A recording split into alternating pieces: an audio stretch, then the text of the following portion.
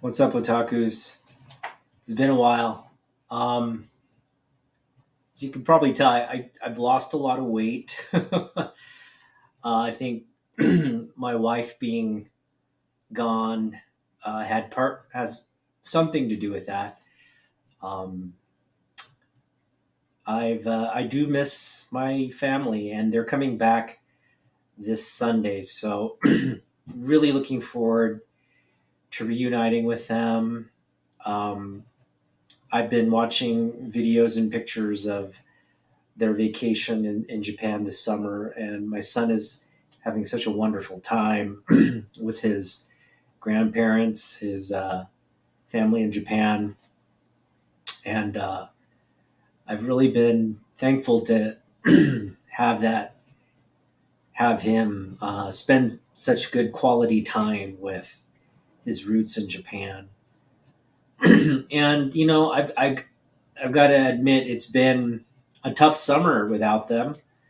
Um, and I've been going through kind of a rough patch with finances and just things going on. So when they get back, and obviously I'm going to devote uh, the majority of my time focus on my family, and I'm going to take a big step back from comic book collecting. As much as I love the hobby, and as much as I um, love these books.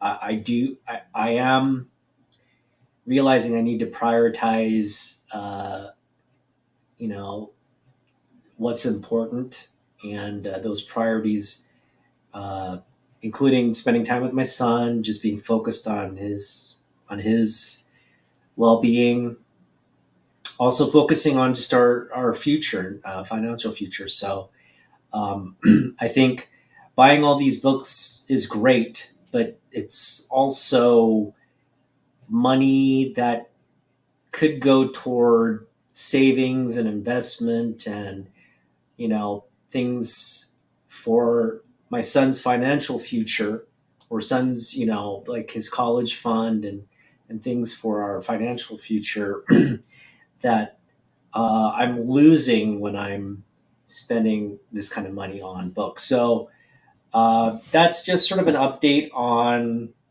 what I do plan on, you know, putting out videos from time to time, and I do plan on going to the comic shops from time to time, but it's going to be a big step back. We're going to kind of take a break. And yeah, in terms of what I picked up this summer and what I have in my collection, I'm really in a happy with where I am in terms of where my collection's at. Um, I do have a bunch of books that I kind of want to get rid of, sell, or trade, or just kind of move so that I have space. And then in terms of my goal of having my filing cabinet be the definition of the boundaries of my collection, it's pretty much there. So that kind of communicates, okay, yeah, you've reached your kind of goal and limit. Um, let's not go overboard. And so, yeah, I just hope you guys are doing well and taking care of yourselves. Uh, Obviously, this hobby is a good distraction, and it is fun. Uh, I had a lot of fun this summer, as you could probably tell from all the videos that I put out. But yeah, that's kind of where we are. So, to the point of this video, getting to the point of this video, um, I just wanted to kind of wrap it up the summer. I know I didn't get a chance to do that. I kind of um, haven't been putting out videos as often as I was. The haul videos have been kind of dead because I just, I've come to this realization, and I kind of stopped going to the comic book shops and doing all that. Um, I'll probably hit up half price books uh, this week as sort of the final hurrah. See if we can't pick up a grail for like $1 or something. But Half price book pickings have been very slim. And in fact, I'm realizing like they're pricing things not at value. Like half price isn't necessarily the best deal on some of these books. So yeah, well, half price books is always a community option when I have time, and then my family's not in need of me to be there. But that now that my family's getting back, it's pretty much closing a chapter on the frequency with which we were visiting these shops. All right, so what are we going to show off today? We are going to go over the top 40 pickups of the summer. And this isn't an exact count, and I don't have a counter, unfortunately. I'll try to keep the comic count, number 1, 2, 3, and all that. But I'm sure I'm going to lose count at some point. So just know there are about 40 books here, and we're just going to cover them all. I'm going to go through just in detail, like what the book, first of all, introduce the book, where and when we picked it up, how much we picked it up for, and essentially, what the book means to me or its significance. So I hope you enjoy this video. This is just a really good reflection of when you have unlimited funds and unlimited time to just really obsess and just deep dive into your hobby. This is the kind of stuff you can pick up. And I, for the most part, I spent a lot of money in the 3 years I've been back in this hobby. It's been 3 years. I've actually spent quite a good amount of money. A lot of it was this summer. I spent a good amount of money this summer, but just throughout the 3 years, I realized I've been spending more. I've spent more on books than I thought I did. I did the calculations. I spent about $160 a month for over 3 years, and that works out to roughly about $5,000, $6,000. And when I thought about, wow, that's 3 years, $5,000. That's a lot of money. That's a lot of money. Had we invested that 3 years ago in the stock market, I probably would have gotten a way better return on investment. So this is kind of what I mean. Like, I'm glad I'm not trying to, make anyone feel like what they're doing in the hobby is a waste of time or waste of money. Obviously I value these books. I think these books hold more value than what I paid. But the fact is I spent that much money.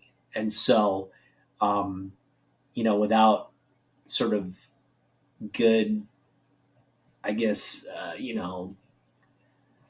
without like a good barrier to spending, it can get out of hand. And I kind of ran into that firsthand this summer. I had planned. Actually, I've reached my goal in terms of saving. I have more than what I wanted to save saved up this summer. I still have good $1,500 from the summer job that's in reserve, and so that's just going to go to. I'm just going to let my wife have those funds and just be content with what I have. I'm not going to go down to Rose City Comic Con. We may go to Emerald City. Hey, what's up, Miss O? Thanks for joining. We may go to Emerald City Comic Con in February. That's still an option, but it'll all depend on like who comes this year. And if Mark Silvestri and Jim Lee are there, 100% I will be there. And hopefully I can take my son to have him, because he's like old enough to now go out and enjoy like like experience these kinds of things. He's older. He's actually riding a bike now. I've been kind of training him on his little Strider. It's a two-wheel push kind of bike. Um, and he went to Japan. They got him a little pedal bike, and he's riding it. He's pedaling a two-wheel bike already, and he's 3 years old. And I missed that. He learned this in Japan, and I'm so proud. First of all, that he's riding a bike at 3 years old. I think that's a huge accomplishment. But it's also a testament to how much time I've spent with him, riding around our neighborhood on his little Strider bike, and how comfortable he got. So I kind of give a pat on my, pat to myself on the back, that he was able to accomplish that. So we're gonna have a lot of fun this fall, while the weather remains nice, and we're gonna do a lot of riding, and hopefully, he can. I can take him on, to a nice little bike area where he can ride around. I'm gonna have to get a bike now to keep up with him. So it's something. I think the whole family's got to get bikes now, and that's something we'll do because he really enjoys riding that bike. And that's something I really. It was. I remember I had a BMX bike, and I rode that thing to all my friends' houses, and that was like my mode of transportation. It's like that's how you get around in the neighborhood. So I'm just glad I started riding the bike when I was 6. So my son has me beat by 3 years in terms of that learning curve. So yeah, getting back to my pickups. These are the top 40 pickups of the summer. They're all big books, and we're going to get progressively into the bigger books. I'm going to try to start with the things that I think are like the more minor pickups to the more bigger pickups. So we'll get started. We're going to start. I'm not even going to count because I know I'm going to lose count. So we'll start with this book. Just know there are about 40 books that I'm going to show off, maybe one or two more, but it's around 40. And we'll start here. This was, I just love this book because it's a black and white sort of sketch cover, but it's just a great Jim Lee Superman book. It's a San Diego Comic-Con exclusive. And I just really like it. It's a 2013 San Diego Comic-Con exclusive, Superman Unchained, #1. It's the sketch variant. Really great book.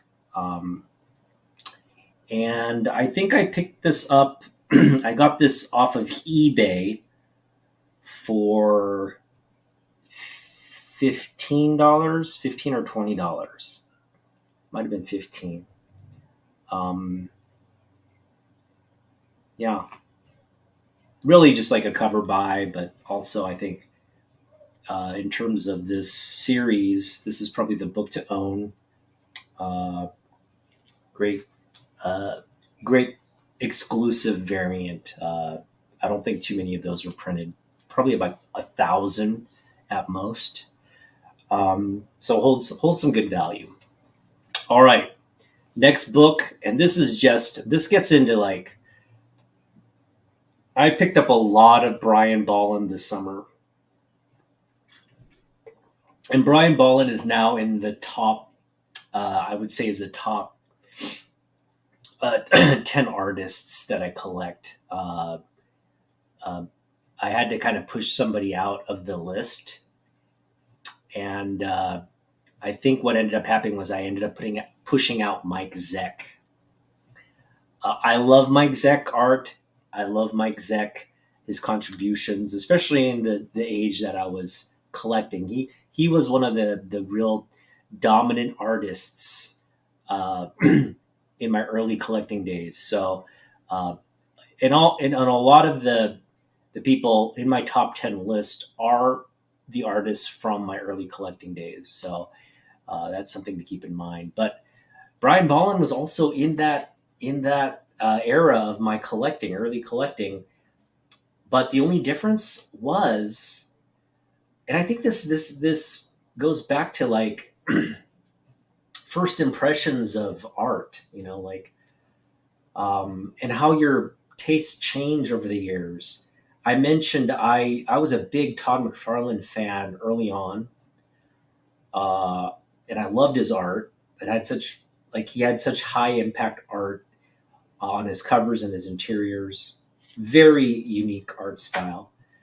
Um, and the same, you could say the same with Brian Bolland, but the difference was like your maturity level.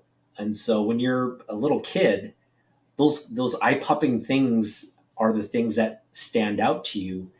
It's the more subtle like lines and just the quality of the anatomy and what's being expressed, not just in the characters, but the surroundings and the other objects in the story of that picture. And that's something I think I didn't appreciate about Bolland's art, but I do now. And also another thing that I think played a factor in um, me not having a good first impression of Brian Bolland's art was like my introduction to Bolland was uh, The Killing Joke, and I think The Killing Joke traumatized me as a young reader because it's a disturbing book. First off, but the art also was very disturbing, and so when I associate Bolland, I always associate The Killing Joke, and I don't have the most like positive reinforcements from reading that book. I think that's what kept me from really but it was such an impactful book. That was probably one of the most like riveting, memorable, but just uh, violent and disturbing comic books that I've ever read. And so I think that had a big impact on me.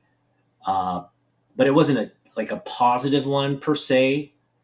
And then that kind of made me put Brian Bolland in that other category. Like, oh, I remember, but now, but I discovered Brian Bolland Wonder Woman. Um, I mean, I knew of Bolland Wonder Woman in the '90s. I just never got into it. But I rediscovered the art this past summer, really, as we were hunting and stuff, and I got obsessed with picking up Bolland because I just think, man, why didn't I have the this kind of introduction when I was younger, or that realization that he's really one of the masters of the copper and modern age. So anyway, this is definitely I think my favorite Bolland. Well, not favorite. There's another one, but one of my favorite Bolland pickups of the summer, and that's The Invisibles. I believe this is volume 2, number 10. And man, look at that beautiful cover. Oh, Jesus. It's absolutely glorious. Yeah, this is definitely a top pickup. Um, she's getting high in opium. And yeah, I mean, I'm definitely wanting to pick up sort of a graphic novel to read more about this run. Um, it looks really fantastic, but the art that cover is just absolutely mesmerizing. Talking about this these pickups, these are the top ones. There's going to be a lot of the dopamine drip books, and that's just what it means is like it's like amazing artwork that when you look at it, it just it's inspirational. It's you fall in love with the image. That image in particular is one. This is another one. and that's She-Hulk 43. This is just a great John Byrne cover. Uh, She-Hulk just ripping her shirt off, and she's basically saying, "Hey, look, I got to do something to sell this book." Um, they just announced that She-Hulk 2 is season 2 is being revisited. So looks like uh, all those haters can keep on hating because the you know enough people want to see She-Hulk, and it drew enough interest for the studios to decide, hey, it deserves a season 2. And I'm so happy because the fact that they took it away and then they're bringing it back is gonna make people realize, look, if we want to see more seasons of She-Hulk, we got to support it. So hopefully, people get on board and really support the show this time around. And yeah, uh, love this cover, love this entire series, to be honest. And I'd like to add more, or just collect the entire Byrne run of this, but we'll see. That's probably a long term project. Again, a lot of the She-Hulk books, depending on where you go, they're '90s books. You can probably pick them up for like $2 to $1. But then there are shops that do price them a lot higher, like $5 to $10 for just standard issues in the run. So kind of depends on where you shop. All right, another artist that we picked up a lot of this summer. I think subconsciously, the death of John Romita Sr. was just weighing on me, and we ran into a lot of his books this summer, and we tried to pick up as many of those books as we could. And I think I paid. I'm trying to remember what I paid for this. I didn't pay a lot for it. I think I ended up paying. Um, I know I picked this up at SummerCon. I'm pretty sure. I forget what I paid for it, but it wasn't all that much. But Spider-Man 151, classic Romita Senior cover here of Spider-Man in the sewers. Just incredible cover, and I believe this is his last cover on the run. So significant in that. I mean, it's not his last cover on the run. He has more modern covers, but from the era of Spider-Man he worked on, he was kind of Gil Kane was kind of taking over the artwork, and Romita was doing interiors ever so often, covers ever so often, and I think this is his last cover on the his on his stint on the books. So, and what a beautiful cover to go out on. I'm just going to show that off again. Just amazing work. All right, we're going at a nice pace, nice clip. This is a book I picked up from Rage Theo on one of the live sales, and shout out to Rage Theo. I think he's doing a giveaway. He's giving away.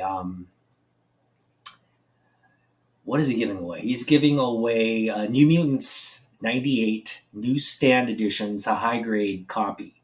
So, but I think he's only giving away to people who purchase stuff from him on a live stream sale. So I'm actually I think technically in the hunt for that giveaway. Hopefully I win, but we'll see. But I didn't particularly get a deal on this book. I think I paid around what it's valued at. I paid $30 shipped, and it's in I'd say it's in a VG condition. There's some chipping here, but for the most part, it presents well. No rips or tears, just a little bit of chipping, some creasing, a lot of creasing along the spine. You can probably see it right there. Take my finger away, kind of see. all that creasing there on a black cover. It's really hard to not notice. But this one, the X-Men looked so ridiculously boring. The early X-Men, they looked, they didn't look cool. But this is sort of the first cover where you get the modern look of the characters. And this is that issue, the introduction of the new costumes. Um, Kind of changes the dynamic of the characters, but again, it isn't until the introduction of the new team, Wolverine and Colossus and Storm and all those folks, that really X-Men takes off. So this is sort of just Roy Thomas's contribution to the X-Men. Um, and this is just a great cover by George Tuska. Great Tuska Silver Age. I think this has a long-term value because of the cover, because of the key aspect of the book. So I think paying $30 for that was a good deal. This next one, the condition isn't the best, but in terms of what this artist means to me is is why we picked the book up. I love Neil Adams. Um, if I'm to rank my top artists, is Jim Lee, then Neil Adams. I recently put out some data, like some data analysis on my collection. I put everything in a spreadsheet, um, with the artist, the publisher, the date, and all that. And it's sort of like a catalog, a working catalog for me to keep track of my collection. Um, but the data revealed that my top 10 artists, actually, Todd McFarlane's in the top 10 in terms of the count of books. Peach Momoko's there. Bolland is not there yet. I don't have enough Bolland books for him to be in my top 10. Michael Turner was not there. But Mike Zeck was. I think he was 10th. McFarlane, again, I think it was 5th. So a lot of surprising things. And in terms of count, it's Jim Lee, John Byrne, then Neil Adams. So in terms of count, Neil is 3rd. But in terms of what he means to me, in terms of the ranking of artists, it's Jim and then Neil. And in a lot of ways, I don't want to say, because I think Neil and Jim to me represent, like, Neil's my favorite artist from his era. Jim is my favorite artist from Jim's era. And so it's like, I'm going to use a cheesy sports analogy, but like, it's like when you have the best, you can't really compare the eras. You just got to respect the work that they did in their respective eras. And so I definitely have a more connection to Jim Lee because I collected him, and just because we share our cultural heritage. And um, I think I've been more engaged with Jim throughout what he's worked on, meaning I read all the books that Jim Lee put out. When Jim Lee went to DC and put out Superman, Batman, I was reading that. And I can't say the same about Neil Adams. Neil Adams is more of a, like, I'm going back to read his stuff. I'm going back to buy his books. So it's a little bit different in terms of where they are in my relationship with their work.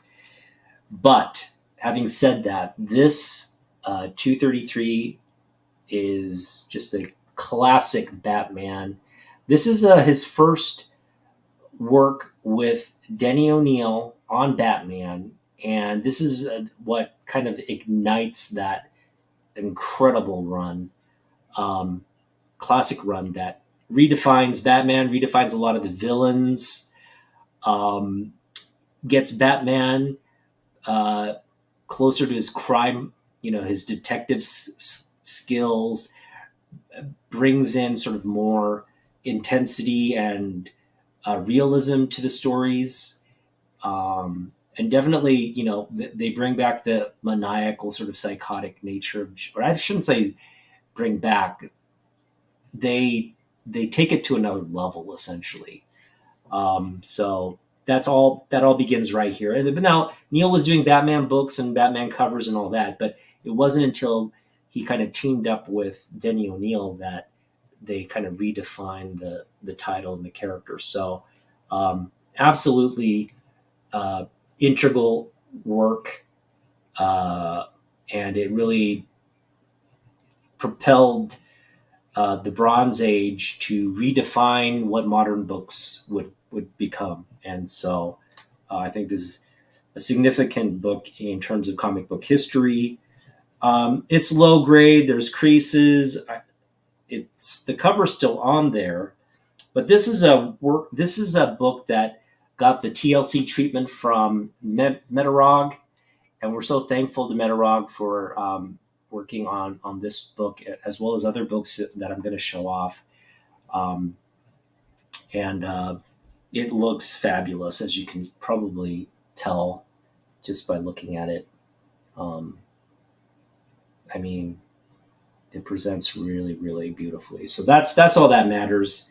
Um, I really don't uh, care all that much about grade. I'm not going to pay top dollar for low grade books, and I didn't do that this summer. Um, but thank you, Miss. But but I'm going to value low grade books, especially on books like this, and I'll pay what they're worth in terms of their low grade. So we're going to pay and add low grade books to the collection. I don't mind having low grade books in the collection as long as they present well. Um, for me, I look at it as like a battle scarred comic book that's survived. What is this? 50 years almost, right? This book has survived 50 years. So all these, you know, the fact that this was red, it got creased. It probably sat in a long box in a raw condition somewhere at some point. But um, all that, all those travels. Um, if you've ever watched The Red Violin, okay, uh, go watch The Red Violin. It's an absolutely riveting movie, but it's all about this violin maker. I think he's an Italian violin maker, and he loses a child, and he paints the violin. He varnishes it with a mixture of uh, his child's blood, and that's what creates the red color of the violin. And he leaves that blood on the this instrument. This instrument, again, we're talking about an instrument from this Stradivarius era. I think it is Stradivarius. It's a fictional tale of Stradivarius. I don't know, but it's an Italian uh, violin maker. I do believe it's based off a real violin maker, but it may be a work of fiction. Yes, I'm live. So anyway, he paints this violin with his son's blood, and then this violin ends up in this like gypsy troupe, and it travels. It just like goes from different owner to different owner, and then eventually ends up at like some Christie's auction and ends up selling for like millions of dollars because it's an Italian era from the 18th century violin. And that's the way I look at comic books, right? Comic books are similar to that. They have a story, they have like a journey, and it ends up in your collection. And if you value it, doesn't really matter what the grade is. Obviously, you want high grade. You want it taken care of. You want it in the best grade possible, and that is going to add value. I do realize that, but in terms of, would I want to spend $1,000 on this book for a high grade, or just spend $30 for a low grade? I'll take the $30 low grade book every time, because at least it's in my collection, and I can have other books. All right, we're continuing on, and we have Demon Days. This design variant. This is a Peach Momoko book, and this is a book that again, I love Peach Momoko. In terms of my modern artists, she's my favorite. Um, just because she's just hands down the most talented artist. And for those of you who aren't following her in comic books, her sequential art is absolutely incredible. And for someone who um, isn't really like a manga artist, she doesn't have like she didn't start out in manga. Um, but if she were to go into manga in Japan, or if she were, I think her best medium is American comic books. But if she were to do manga, or if she were to continue to do American comic books, um, she has nothing to prove. She can do it. She can do it the best of them, and she does it actually better because she can.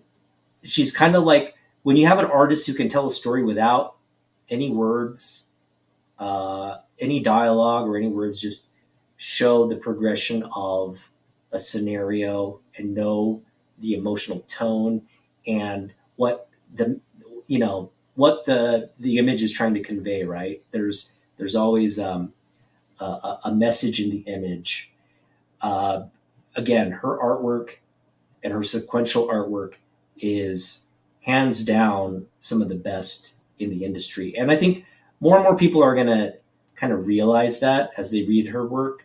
But this is her first sort of American comic book, um, her first ongoing sort of series and title. This Demon Days series has been incredible. It's really just a unique style. It's set in a different period. It's got all these cool costume designs. This is very traditional Japanese, uh, the kind of I mean, not the Psylocke costume, obviously, but the obi, the way her obi is tied, um, and the hat that she's wearing, and all these like little accessories, the money pouch and all that. That's all historically accurate and culturally accurate. So love that, and the fact that I can read these notes on the design. Um, she comes up with the name here, so she writes here in hiragana. It's sorry, in katakana she writes sai roku, and then she cuts it. She squares it and says sai. So for people who can read Japanese, that's just those. These are the notes that she makes on the character. There's a lot of cool notes there. So this is definitely like one of the books I think that definitely is like in the top of the pickups that I made this summer. Moving on, we mentioned She-Hulk. We got another She-Hulk book here, and this is just the iconic first issue cover where she is technically volume 2 of She-Hulk, but she's threatening all the collectors out there. If you don't buy this book, I'm gonna come to your house and rip up all your X-Men book. And so everybody's collecting X-Men in the 90s. So I think it's apt that she would mention that. This is another key book, Death of Elektra. Picked this up at SummerCon. I paid $20 for this one, high grade, got a real good deal on it. So glad we picked that up. Great cover there. There's a Frank Miller cover. People, I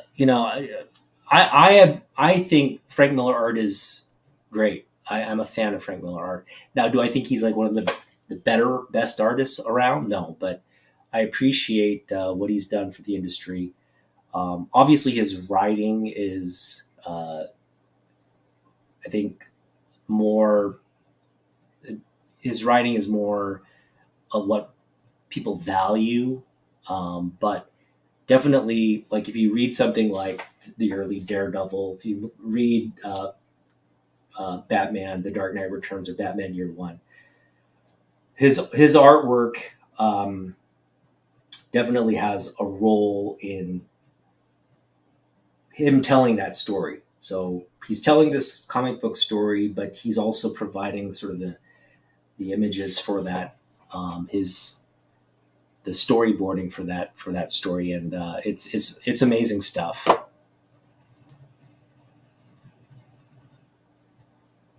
Yeah, I would recommend it. Demon Days is definitely, like, if you like sort of uh, period, but at the same time, like, what's the word? Like folk, kind of folk horror, like legends, like what the Japanese consider folk legends. That's what she brings to the fore in these Demon Day books, and makes these sort of Japanese gods and demons the subject of this story. And of course, she's also dealing with Marvel, sort of Marvel. Sai is a Marvel character, but like it's a completely different universe. She's introducing all these characters where Sai, a historical representation of Psylocke, who's Japanese, uh, um, placing her in this new historical realm, um, and introducing again all these new and interesting heroes and characters. It's quite a story. So I think people are slowly going to probably get around to realizing it's genius. But for now, I think people just want to collect whatever she puts out in terms of cover work.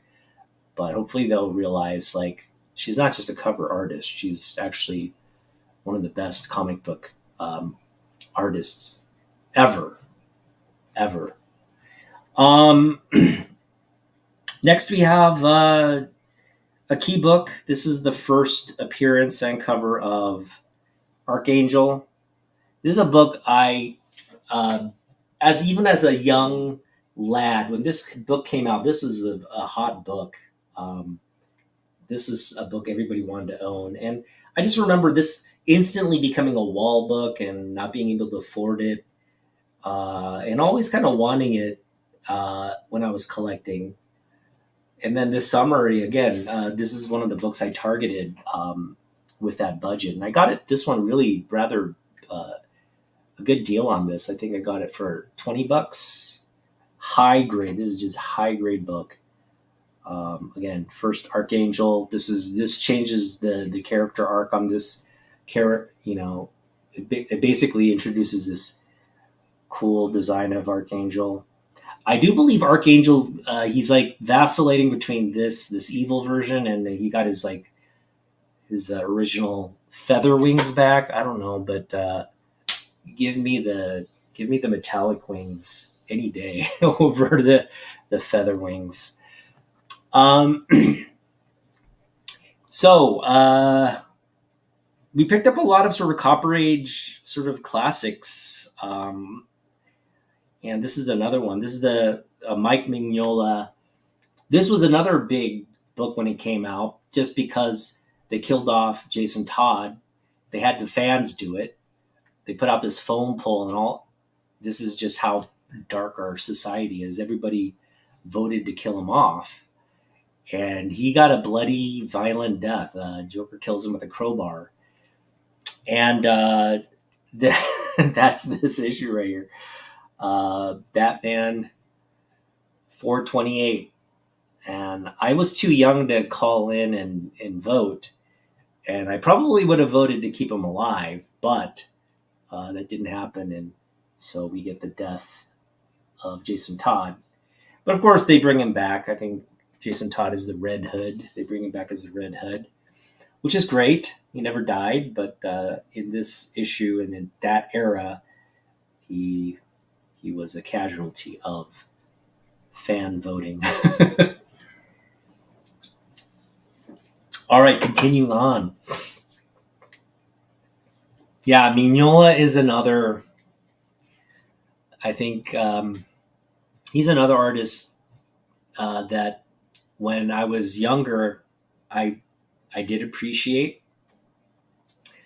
but that appreciation has gotten stronger and stronger with time. Now, Mignola is not one of my top artists, but I definitely think he's in, you know, among the discussion, especially in my era. If you talk about the artists from the copper and modern age, Mignola is definitely one of the top.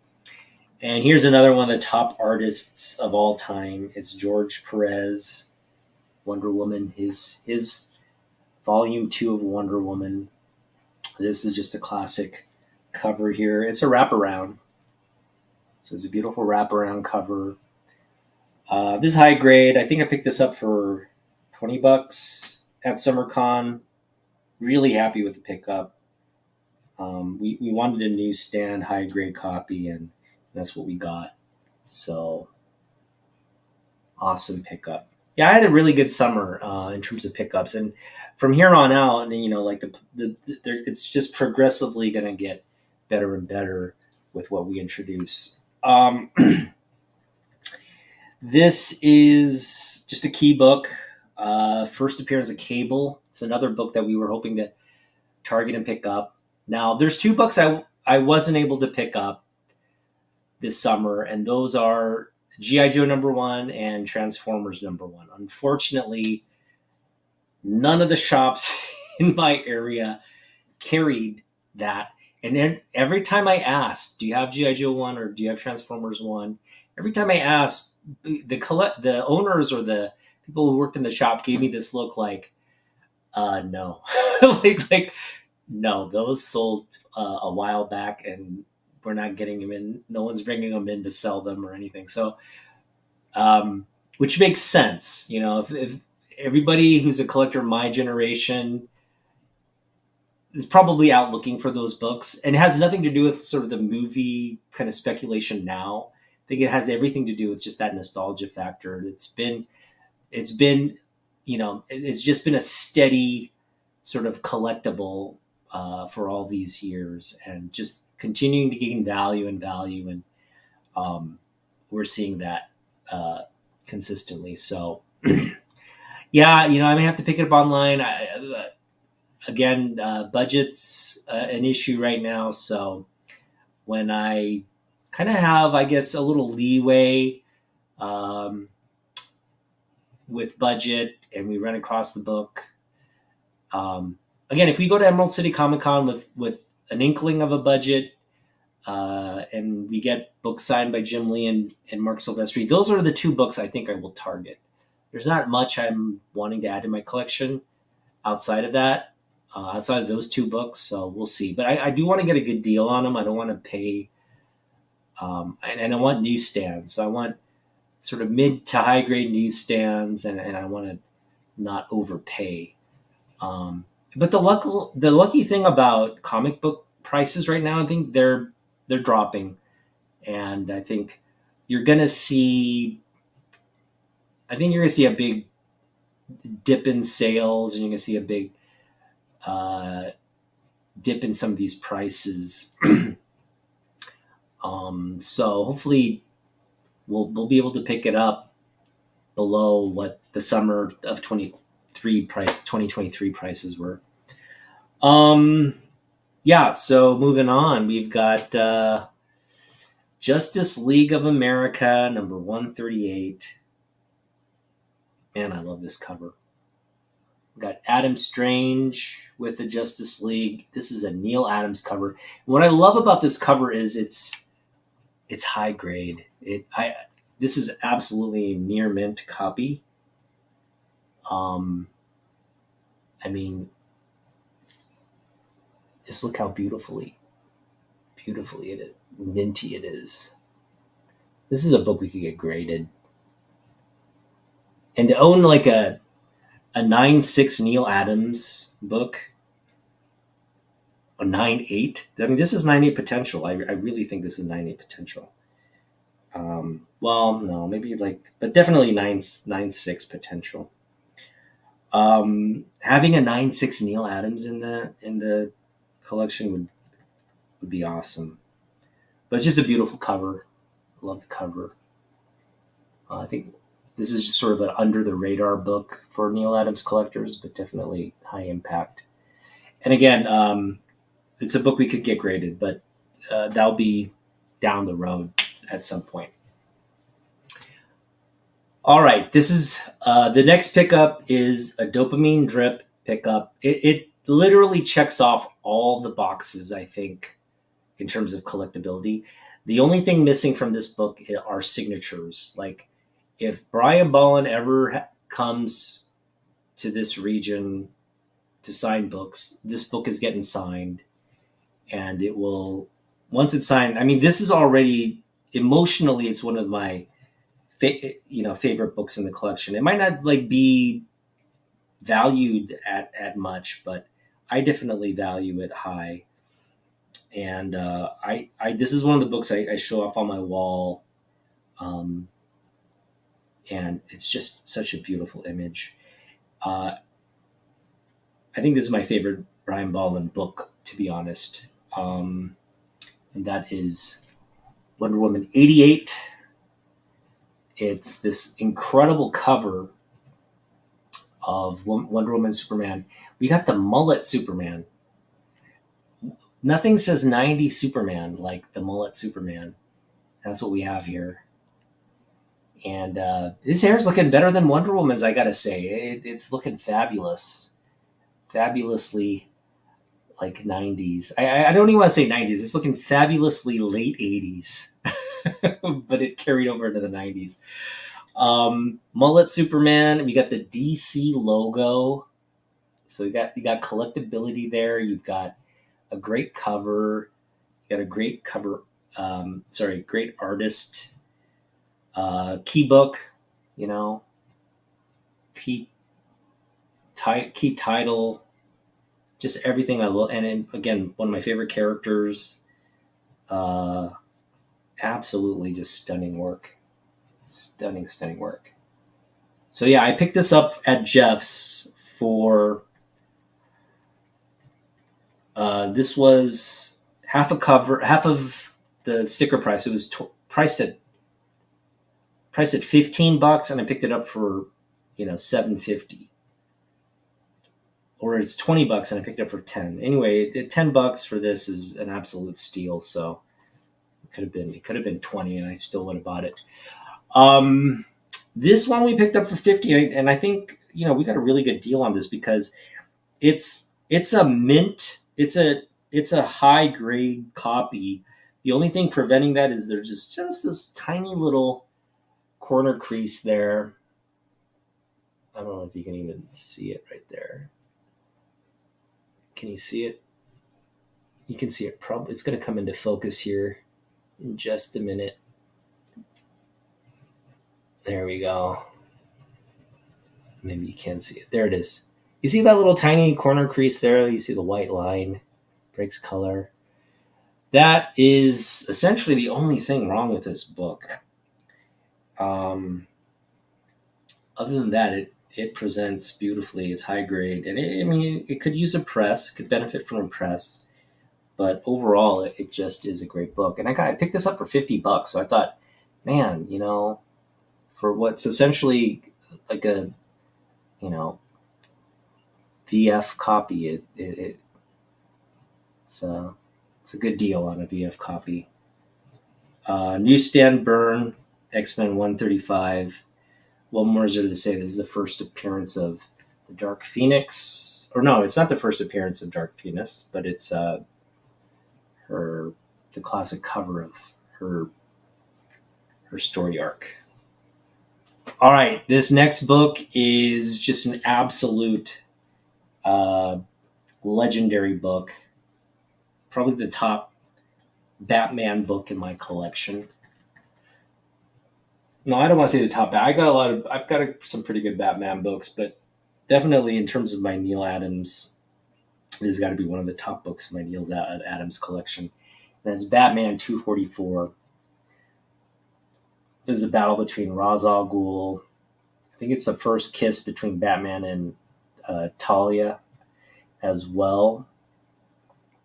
beautiful classic cover there. This is another book that Metarog, our friend Roger, worked on, and again, did a beautiful job. Uh, Presents really, really, really beautifully. Now, this book has a lot of issues. The spine is there's a split, covers like part of the bottom staples detached. Um, it's got creases, but again, with that press and everything, it looks great. I don't mind having it in this grade. Um, Again, I think we paid $30 for that book. This is another book we paid about $30 for, also low grade. Had water staining, and it was in pretty rough shape. But Roger, man, did he do a beautiful job at least making it more presentable. The staining on this yellow part is all pretty much all gone. Um, the back looks obviously very worn, and you got the staining there, but the front cover looks really great. And what you can't tell is, again, this one also has a split. It's also detached on the bottom there. I think this whole cover is detached. I think, um, but Roger was able to kind of finagle and get that cover. You know, get that cover uh, fitting right on the book, and pressed it, and it just looks like a complete book. So low grade, ASM 59, first MJ cover. This is the first kiss between Peter and Gwen, their budding romance, which tragically ends in 121. But a John Romita masterpiece right there. Speaking of Romita masterpieces, y'all know that Doc Ock is my favorite Spider-Man villain. There's just something about when Doc Ock is on a cover with his legs, and there's just something about that design and that image that, you know, I don't know. It just it's exciting, and I think it goes back to like my early childhood days of watching like Spider-Man cartoons and remembering like the Doc Ock character from both comic book images and cartoons. But we got this classic cover here, Romita Senior cover. This is a book I think could improve with a trip to Rogers. It's First of all, it's a complete book. There's no spine splitting or cover off on it. It's stapled. Um, no rips or tears or anything, so it's a complete book. There's a little bit of a corner, like you see that little corner chip there, but that's really it. No major creases, even just a lot of just um, spine ticks and just wear. So I'd put this a little bit below mid grade, maybe at around a 3.5 or 4. Um, could improve with the press probably, and a clean. It definitely needs a clean. It's just dingy looking. I'm sure there's a lot of surface dust on there, which we probably should wipe off. But I just want to be very careful with this book. Such a classic book. That's Spider-Man 56, classic Doc Ock cover there. They join it. The newspaper headlines read that he joins Doc Ock. Um, so that's just a cool cover there. All right, so we got through a lot of books, but we're about halfway done, and so I want to really show off.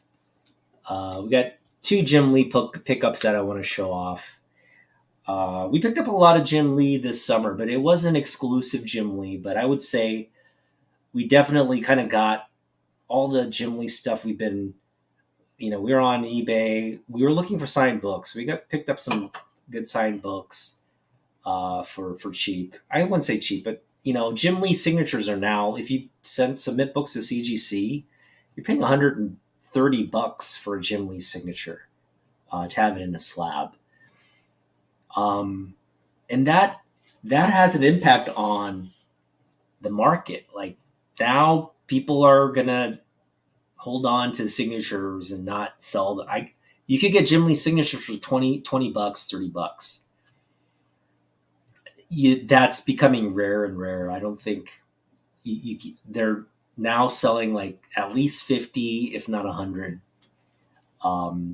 So, you know, it's not good for Jim Lee collectors, but a good thing I'm taking a step back. I'm not having to deal with those prices.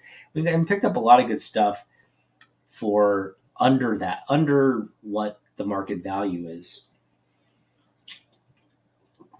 Case in point, I picked up this beautiful Batman Damned Jim Lee signature. Beautiful book. This cover is one of his best Batman covers for sure. I picked this one up for under 30. We got this for like 20 some bucks. So I will do that all day long. And again, like knowing what Jim Lee signed books are going for now, I think it's just better to, if they're around 50 bucks, maybe that's a good price to pick them up now. I did have that gauge at 30 again, but given all the, I think the Jim Lee books and his collectibles are moving up in the world only because, he's, 150 for a SIG is a lot. And that's what I'm worried about. If he comes to now, the nice thing about Emerald City Comic Con is he does do this bundle package where you can get 3 books and they're about $50 a pop, just raw, not slabbed. You got to pay extra to get these slabbed, but just to sign books, they had like a 3-book package for $150. And I think his just raw single books are like $70. It's really CGC that's marking up the slab aspect of it, like charging $50 for the slabbing fees. So you're paying $125, but really Jim is charging he's accounting for like, CGC has to make their margins. So in terms of what he values his signature for is like $70, but then CGC tacks on all the slabbing fees, it ends up being 125. So I'm hoping that he keeps that 75 raw signature price, and then if you do more books, like 3 books, it's the 150. So you're getting $50 per sig. I'm hoping that's what he charges at Emerald City, and I think that's what he will do. He's attending these cons more as like a PR. Public relations spokesman for DC than he is trying to make a buck. I think DC probably pays him pretty well, so he's not looking to, gouge fans with high signature prices. Although, these signature events, that's kind of what he's doing, but we'll see. But this next I don't even want to call it a book; it's a collectible. And what I've done is so let me kind of introduce this. This is sort of a COA, but it's not a COA for a book. It's a COA for this collectible pin that I picked up. And this is from the 90s. And it's this cool metal pin, sort of a landscape, kind of a widescreen landscape of all 4 covers, the classic covers. Really cool collectible. But it comes with this COA that Jim Lee hand signed. And there were only 2,500 of these pins made back in the 90s when this book was the talk of the comic book industry. And so we got this. And I just think it's cool that I put the COA, kind of in this sleeve here. And I kind of present it together with the pin. This is the gatefold cover where you can get all 4 images. And this is definitely a special pickup. And man, I picked this up for, uh, we paid $40 for this, which is an absolute steal, considering there are only 2,500 versions of this pin made. We got the signature. We got a signed COA. So that signature alone is $50. We got the pin with it. So got a great deal on this collectible. And I love this pin, man. Look at that pin. Like that the 90s X-Men theme that rolls through your mind when you're looking at this collectible. Look how beautiful that pin looks. Now this did have rusty pin lapels, the pin buttons. But what we did was we were able to get this rust remover and really wash all that rust off, and it looks like new now. Got all the rust off. Absolutely looks like new. So really happy with this pickup. I think they undervalued, because of that like rust damage. They undervalued the collectible, which is why we were able to pick it up for under $40. But once we got all that rust off, yeah, came on. I mean, wasn't an issue at all. All right, we from here on out. So those were 2 signed books, and from here on out, they're all signed books for the most part. These are all signature books, and I kind of rank them in terms of what I think are the least valuable to most valuable signed books in my collection. But there's one that's not a signed book, and we'll go over what that pickup is, but it's a big pickup as well. But yeah, we're gonna go over, these are sort of the top signed books. So we went over the top pickups of 2023 summer, 2023 really. But we're going to continue on now, and we're going to delve it deeper into the signed books that we picked up. So here we go. We got Countdown to Infinite Crisis. This is number 1. It's a preview of Infinite Crisis. And of course, Infinite Crisis, where we get introduced to Jaime Reyes. And the movies, I think a lot of the fans are saying this movie's a must-see, or a good time at the theaters.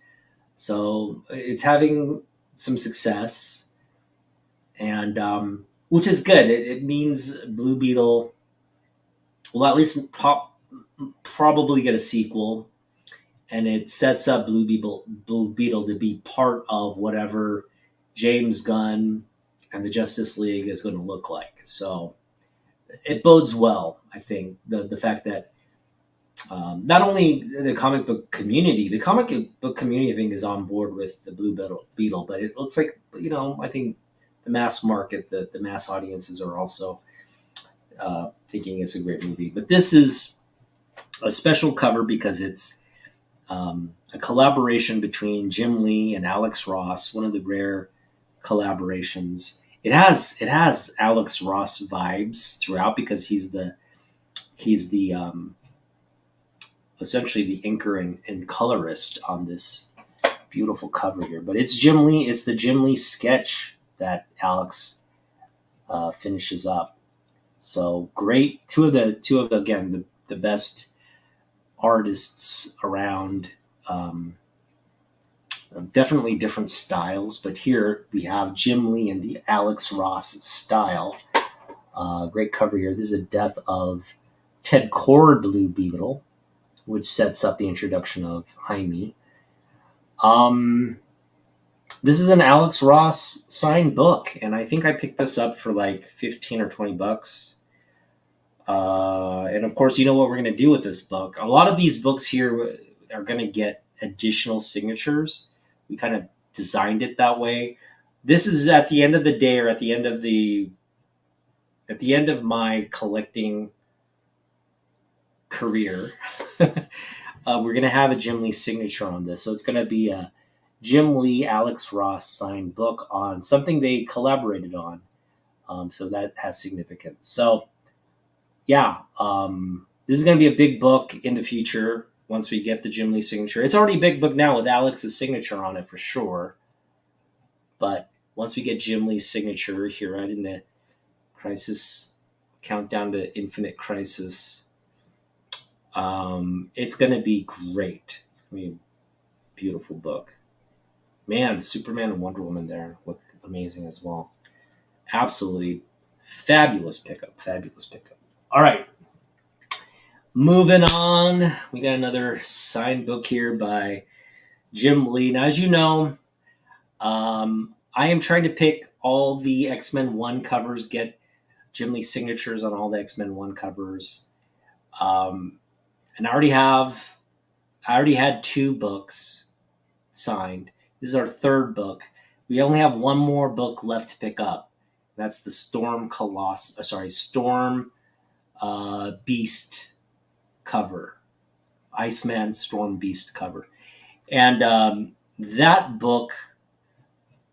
I already see the book we want on eBay, and it's right around the $50 mark. So that's something we could just if I wanted, I could pick it up today and just complete it. We'll see. And I intend to be that. I think 2 of the copies have sold already, so it's something. Hey, Damien, what's up? Thanks for joining. It's late. Maybe I should grab it before it goes up in price. But what we're trying to do is we're trying to pick up these books in Jim Lee's 90s signature. Not his. So let me show you the comparison here. The difference between the Jim Lee modern signature and the Jim Lee. So this is Jim's modern signature. Just it's a quick signature. It's just, it's one continuous line. So he kind of adapted the signature because he was signing a lot of books. He realized, I got to find a way to sign these books faster. But in the 90s, he was doing this double where he did actually sign his first name and last name. So it was sort of 2 motions, right? He's doing 1 motion for Jim, 1 motion for Lee. Not very efficient when you're trying to sign maybe thousands of books. So he got smart and he simplified his signature, which, is great. But what you want though is for especially on these 90s books, and especially if you're how active he was with Image and signing this particular book when he was promoting the book at Marvel.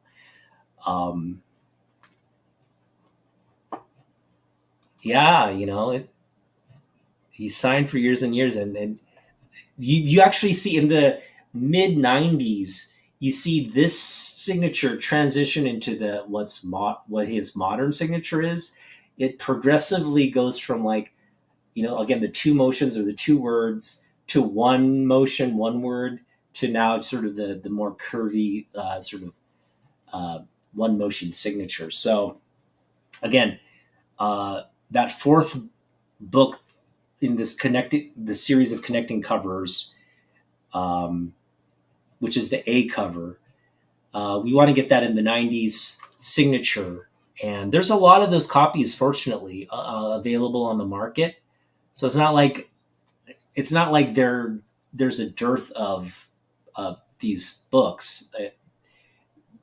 You can go on eBay and probably see 4 or 5 of these 90s. They're selling a little bit more than what I want to pay. But again, there are copies there that I think are worth pulling the trigger on. But they're also at shows too. So I know, a lot of these collectors, they have the old Comic Express, the 90s, it's part of their PC, and they, I know I could probably pick it up from them for maybe a little over 50, around 50, maybe negotiate and get it under 50. So I'm not in a rush to pick up that last book. but at least I have 3 of the 4, and this is just a beautiful. We're talking A, B, C, D. This is the D cover. This is the last cover in the series of images, and I couldn't be happier with the way this was signed. It's signed in a silver. Uh, it's signed in a silver marker there, and man, does that pop the '90s signature, right? And just right at Magneto's belt, perfect placement, beautiful pickup. And again, we got this for 40. We got it for 40 or $50. Kind of where we wanted to pick what we want. I think I got it for 35 actually. So we got it. We got a good deal on that one. Moving on, this one I found in the bins at Everett Everett City Comics, which is an hour away from where I live, so it's not the most convenient place to go to. And they kind of price their books out, so you're kind of paying book value for a lot of the books. But anyway, this one was way undervalued. They have this Mark Silvestri newsstand high grade copy. Beautiful cover of the Goblin Queen here. Silvestri book signed by Silvestri. It was a signed book sitting in there for $10, and I didn't know if the guy just missed it because this is like a $10 book anyway in this condition, or if he knew it was a signature book and he priced it for 10 anyway. But I was just happy to pick it up because I think this is worth way more than $10 for a Silvestri signature. Silvestri has a really distinct signature. I mean, you almost can't make it out. It's so wispy, but it's there. And again, one of his just most dynamic covers on this. I'm literally what probably the highlight of his time at Marvel. This Inferno series where they introduce Madeline Pryor and Mr. Sinister. Just a great run on that. All right, we're getting into books from SummerCon, and in SummerCon, Damien, we were both at SummerCon this summer, so I think. I don't know if you had a chance to see a lot of my SummerCon pickups, but we'll go over some of these.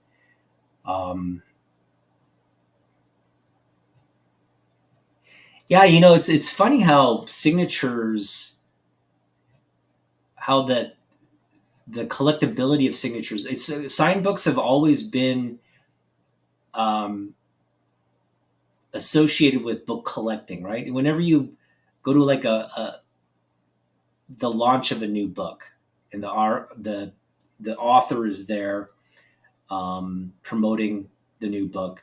They're signing books, right? That's sort of the and that's always been sort of, I guess, since in the 20th century with the introduction of the sort of the commercialization of books.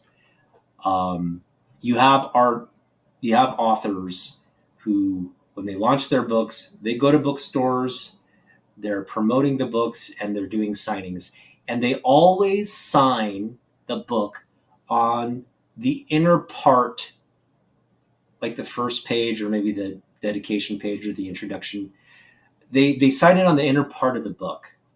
Okay, that's custom because you can't sign on the cover. It just the covers are oftentimes like they're bound. It's not a smooth surface. It doesn't hold the ink well. So it was never an option to sign a book on the cover. And that's the way it was for comic books as well. Comic books, kind of like, artists would flip open to the first page of the newspaper,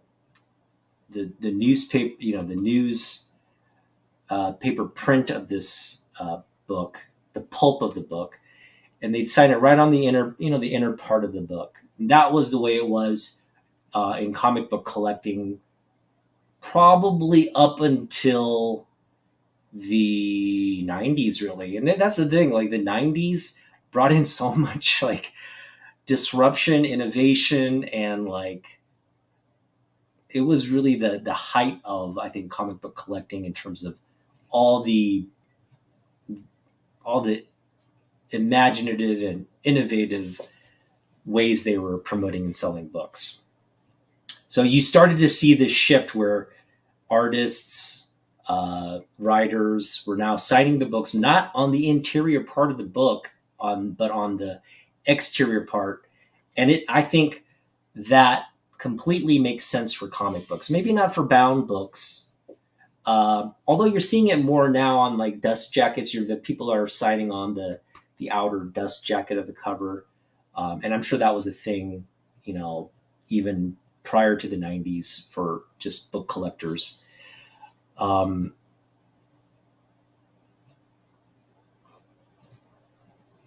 right? That's the ballpoint. I think pen technology has a lot to do with that. I think you bring a valid point. People moved away from ballpoint pens, which actually damage the surface of these books, to now these sharpies that kind of glide on, and the more you have a laminated kind of surface, the easier it is for the ink to dry and remain permanent, and not bleed. Like these kind of markers on the interior of like a pulp newspaper paper would could bleed into the paper, right, and not look attractive. So I think it makes sense that it's on the cover now, especially with the slabbing, people liking their books slabbed, and the having the witness. It just adds another element to that collectability. I'm not too big on the slabbing. I mean, it just because of the prices. If it were cheaper, I'd probably do it.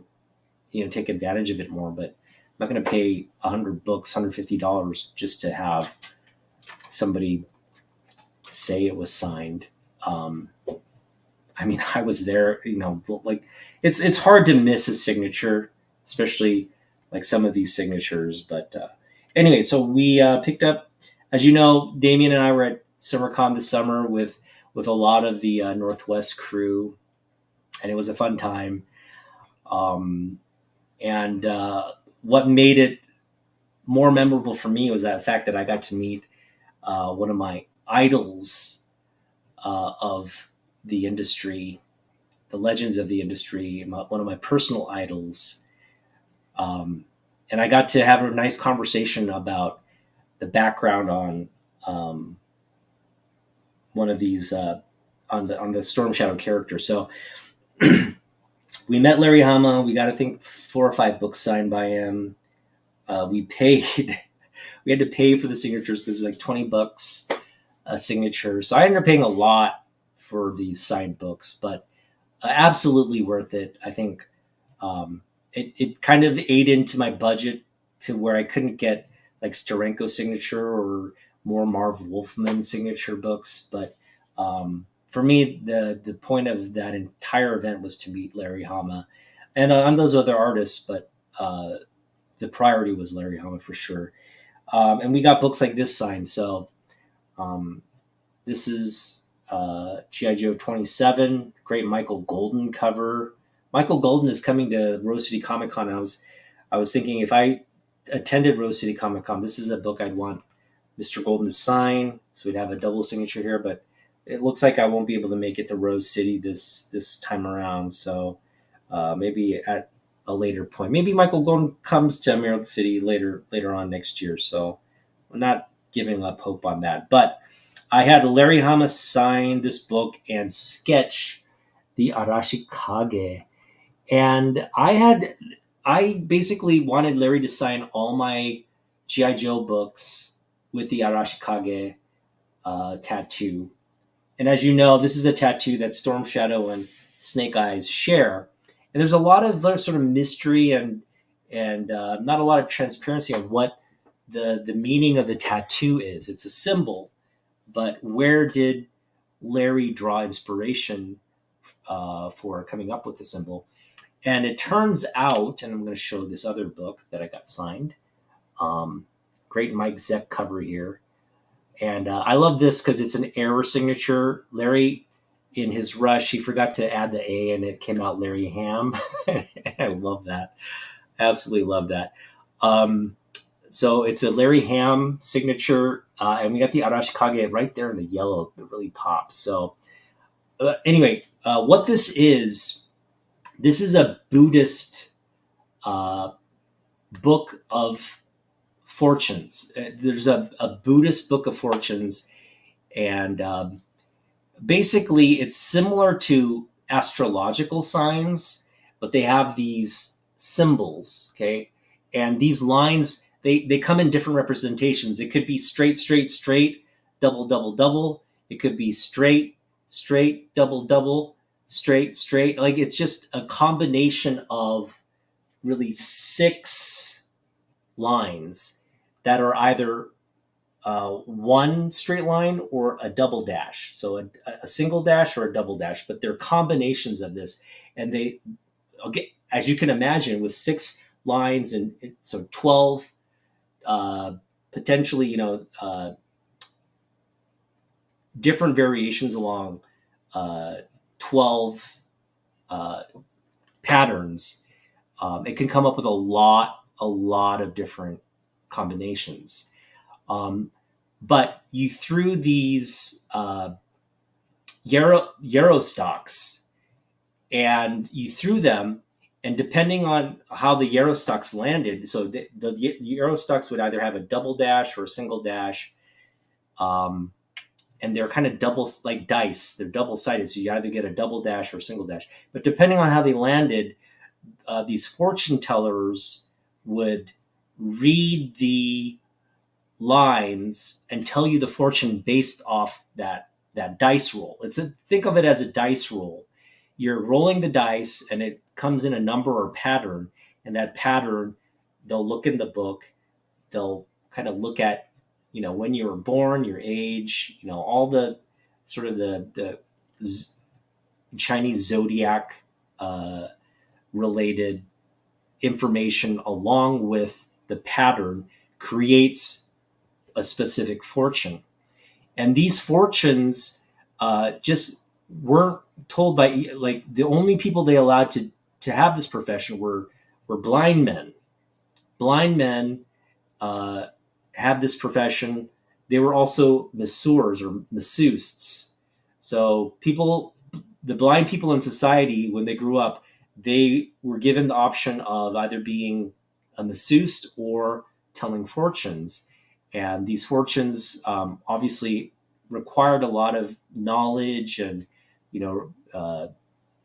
being able to kind of look at, read somebody, look at through the book. They had like a book of fortunes, but based on the pattern that came out, read the fortune and proceeded that way. So that was really cool to learn.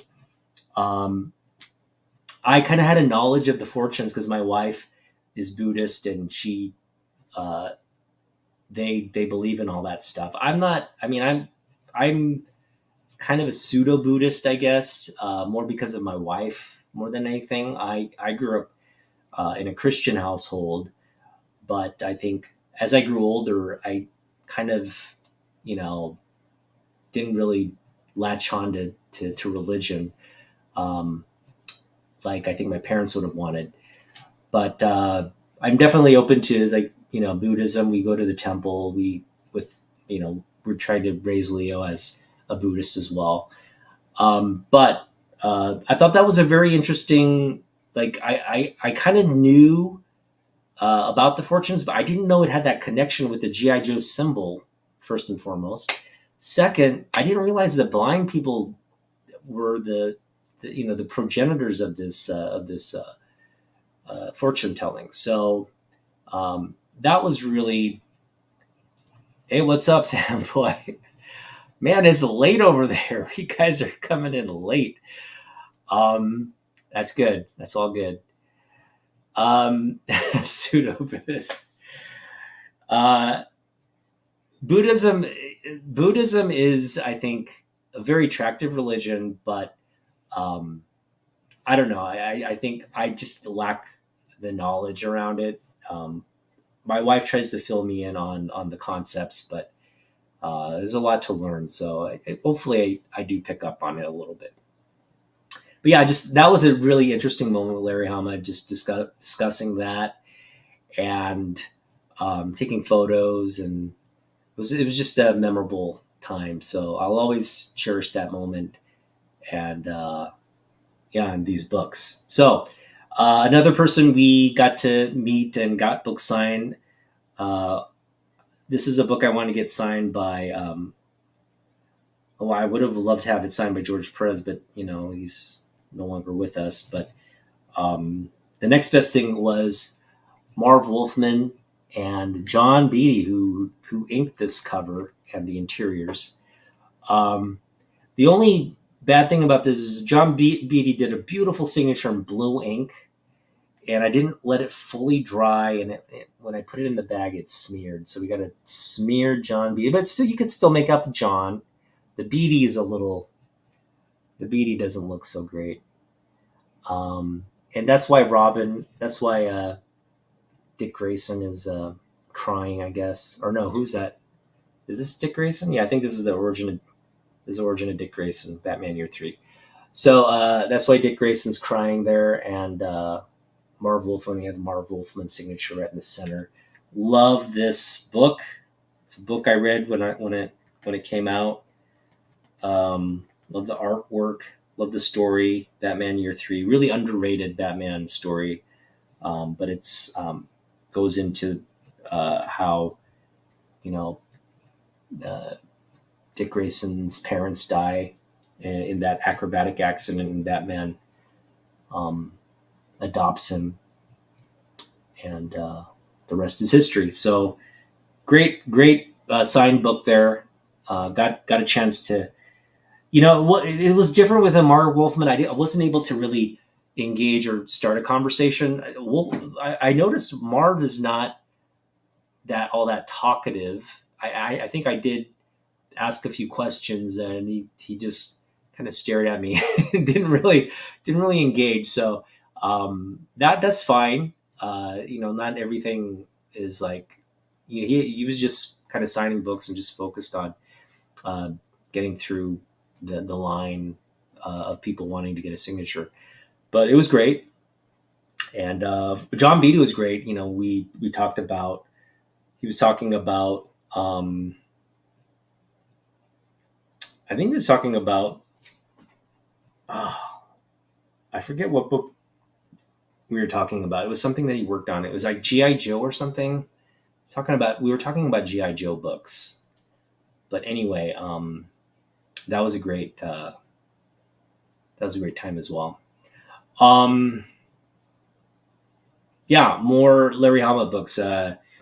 This is a book. This is a rare book.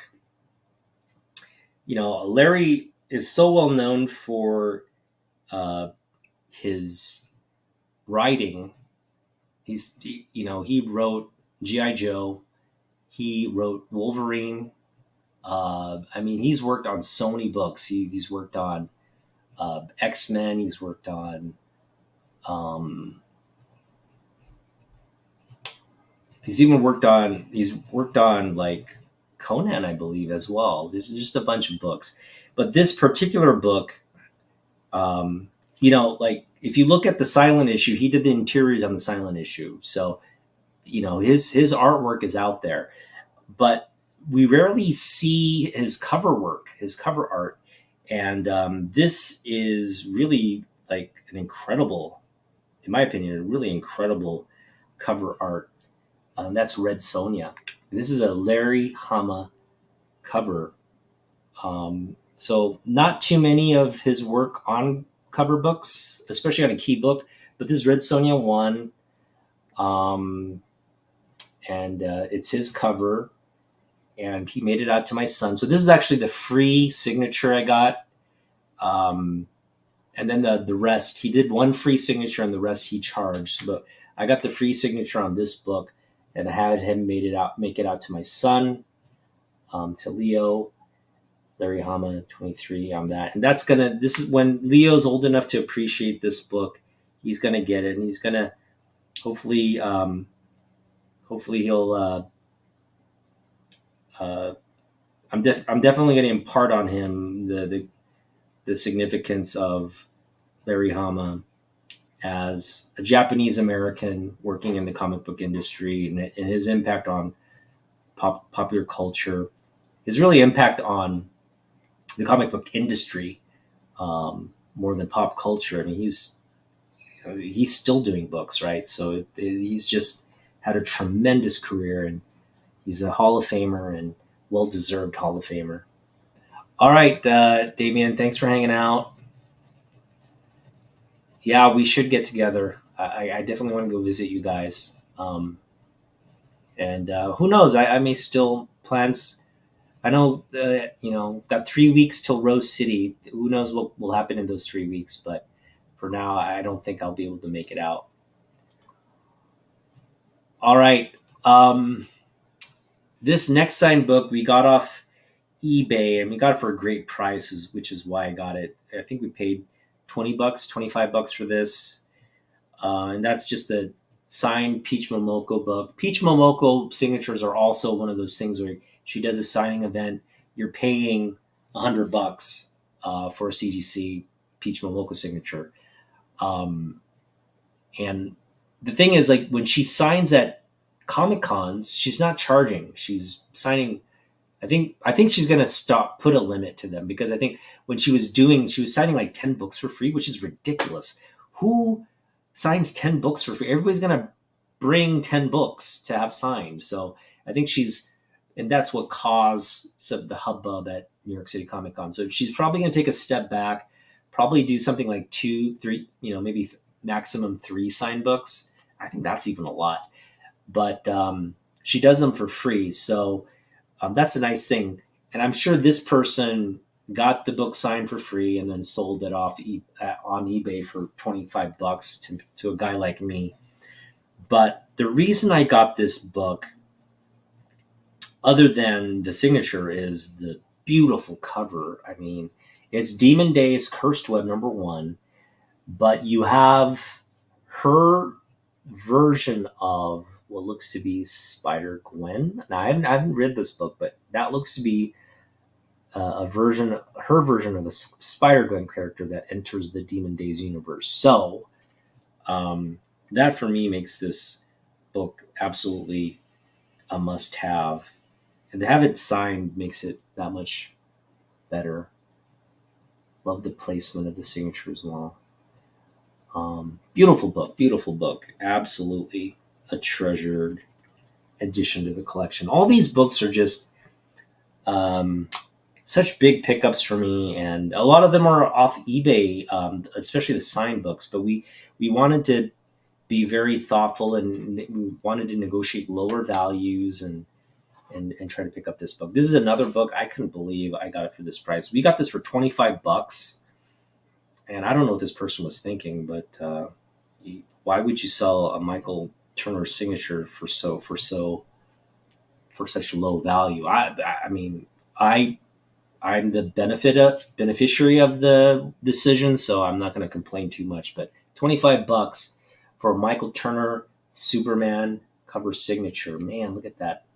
Look at that beautiful placement there. So again, in silver, Michael Turner signature, and this image is one of my favorite images in comic books.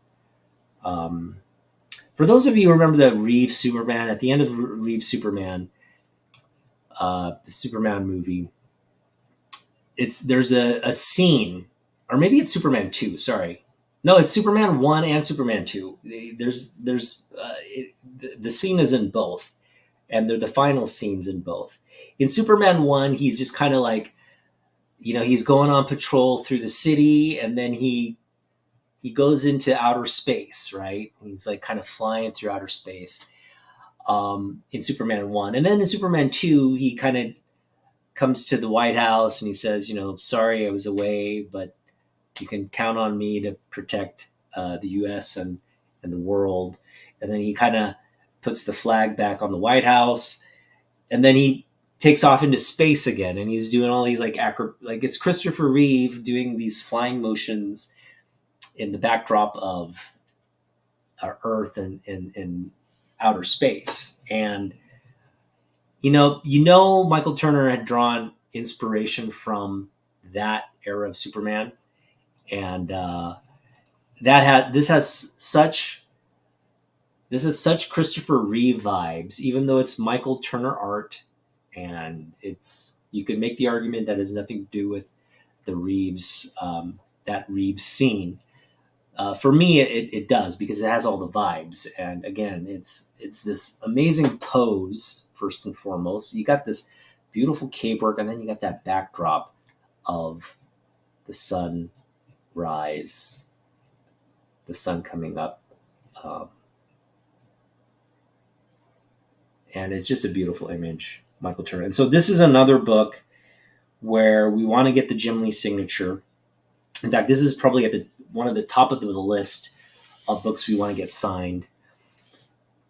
If we do have a 3 submission signature. And I definitely want to get Jim's signature in silver again, right next to Michael's. But I want Jim to sign it, Jim Lee, and then president of DC Comics. I want him to have that. Maybe even draw the Superman S, sketch that. So I have it be a sketched, signed Jim Lee, president of DC Comics. I just think that would just add more to the value, just rather than just Jim Lee, but Jim Lee, president of DC Comics, because to me, I think that you could now have Jim Lee, like Stan Lee, Stan Lee can sign a Marvel book, and that's, it could be like Secret Wars, right? Wouldn't you love to have a Stan Lee signature on Secret Wars? Because he's the head of Marvel, essentially, right? And that's kind of what we have now with Jim Lee signatures on DC books. You can get Jim Lee to sign any DC book. It doesn't have to be a Jim Lee cover, but if he signs it, Jim Lee, president of DC, it all of a sudden becomes very relevant to that book. So just something to keep in mind if you see Jim Lee at a show and you don't have any Jim Lee books, but you have a bunch of DC books, just get those DC books signed by him if you want his signature, because he's the president of DC. So who better to sign a DC book than the president of DC? All right, this is another book we could get signed by Jim Lee, and this one is my. It's a hot book. I think this is the first appearance of Jaime Reyes as Jaime Reyes, not Blue Beetle, but as Jaime Reyes. And we have George Perez's signature on this book. Beautiful George Perez signature. Look at that beautiful baby. I paid $30 for this one. Can you believe? George Perez signature for $30. People just, I don't know. Maybe I value signatures more than other people, but to get that for $30 is definitely a bargain. Now, what are we going to do with this? We will get Jim Lee's president of DC Comics signature on this one as well. I'm going to put this kind of lower on the priority pedal because, and we'll get to why. But definitely at some point, we want to get Jim's signature on it. All right, this one, I just love this book. I love it because it's in great condition, and it's. I don't have too many Neal Adams signature books. I think this is the fourth book we've added of Neal Adams. But I didn't have a Neal Adams Superman signature. I have a Neal Adams signature on a bunch of books that have nothing to do with Superman. But I wanted to get Neal Adams' book on a Superman book, and a significant Superman book. And this is pretty significant. It's one of, I think, his earliest works on Action Comics, if not his earliest, one of his earlier books on Superman. And that's Action Comics 359. And we have his signature right there on the green backdrop in front of the little girl. And what's interesting is, watched a video by Bronze Age Babe where she goes over, I think Superman 2. What is it? Was it Superman 248? And it wasn't a Neil Adams cover. It was where he does a Neil Adams interior. I want to say it was Superman 248. But it's key because there's a interior story by Neil Adams, and it's about the baby who could walk through walls. So it's this cool story, short story in that episode. Hey, what's up, Mad Spidey from Australia? How you doing, mate? But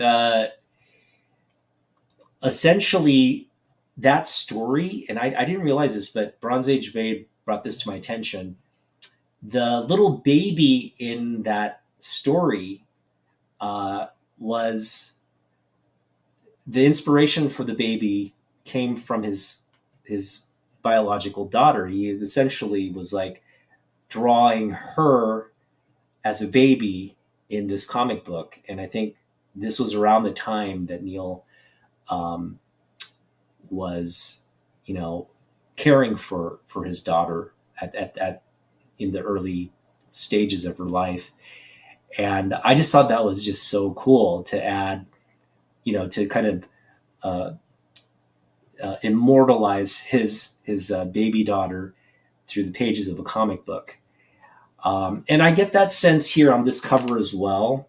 Like, we have a very young girl here, could be, but this is actually precedes that book, so it's probably not his baby daughter. But the fact that he's, he has this affinity for young children, and beautiful image there of a young girl accusing Superman of murdering her dad, which is tragic. But I don't think Superman's the culprit or the guilty. Hopefully Superman gets to the bottom of it. But yeah, just we wanted Neil's signature on a Superman book. We got Neil's signature on a Superman book, and I don't think we could have asked for a better book for that signature to be on.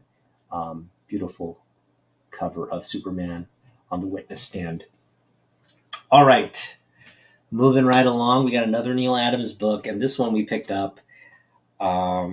We got this one for $50, right around there, and I want to get this because I wanted Jim. So this is the thing. This is the plan. We want to get Jim's signature on this book as well. So we want to get Jim and Neil's signature on both Superman book, which we will get. We'll get Jim Lee's signature on this. I'm wondering where the placement would good. I think Jim Lee, president of DC Comics, right there might be good placement, or maybe right next to Neil's. But we'll figure it out. But yeah, it'll be double signed. We want to get that. We also wanted Neil and Jim's signature on a Batman book, and I just don't know. I don't know why, but I kind of want to have these the pair, because Batman and Superman, they're such, in a lot of ways, they're kind of like the Laurel and Hardy of comic books, the Starsky and Hutch of comic books. You could say the Superman and Batman of comic books, right? They're just this duo that have really been a part of each other's story arcs since the early days of that character inception. And so for me, just having the Jim Lee, Neil Adams sign on a Superman book was great. But we also wanted that on a Batman book, and what better book to get? So I got there's three signatures on this. We have this Neil Adams signature here. Then we have Alex Maleef's signature here, and then we have Alex's. This is Alex's, and this is Peter Tomasi's signature on the top there. And so when we add Jim Lee's signature there, we'll have a Jim Neil Adams Batman signed book. And this is a significant key because it's Batman 1000. It's a Jim Lee cover. Neil Adams does an interior Batman story on this book. So absolutely having Neil's signature on this, got it for $50, just feels really, really nice. I'm just going to put this back up, keep it up here. I'm just going to put it back up here for presentation purposes, but that's a book we definitely want to get signed. So again, we have the next Jim Lee signing event. I don't know when it's going to be, but I anticipate we won't be able to sign more than 3 books because they do these, you can do 3 for 150 kind of deal event. I guess I could do 2 sets of that where I'm spending $300 for 6 signatures. I mean, we could do that, but that's a lot of moolah right there, $300. But who knows how often Jim Lee comes around, right? So if we have that opportunity where he's coming to town for a signing event, $300 to get 6 books, get all these books signed might be the solution. But for now, we're anticipating only 3 books signed, and I just can't prioritize which ones I want signed. I definitely want the Michael Turner book signed, and I want either the Superman or the Batman book signed, maybe both. But there's another book I want signed, and we'll get to that, what that book is. And you can probably help me decide. Just let me know in the comments the 3 books you think I should get signed, or if you think I should get all 6 signed, or what. But those are sort of the dilemmas I'm dealing with right now. All right. Continuing on. This next one was a no-brainer for me, but we got a nice surprise. We didn't anticipate on getting the nice surprise, but in hindsight, I'm glad it happened. So I was at the Larry Hama signing. I think I want to get all 6 signed. It's we'll see. We'll see. Yeah. I would love, I mean, if it means not picking up G.I. Joe and Transformers, I think we can do that. So I was at the Larry Hama signing, and as you know, I had Larry signing not only his name, but the Arashikage symbol on my G.I. Joe books. And we had him sign like 4 G.I. Joe books. So he got in this habit of signing and then drawing the Arashikage symbol. He got in the habit of that on 4 books. So, and once I did it, everybody behind me in line got it done too. They were like, "Oh yeah, I got to get," because they had GI Joe books, and they saw me doing that, and they're like, after I got all my books signed, they did the exact same thing. They were like, "Could you sign and then do the Arashikage?" They were doing "Could you draw the tattoo symbol?"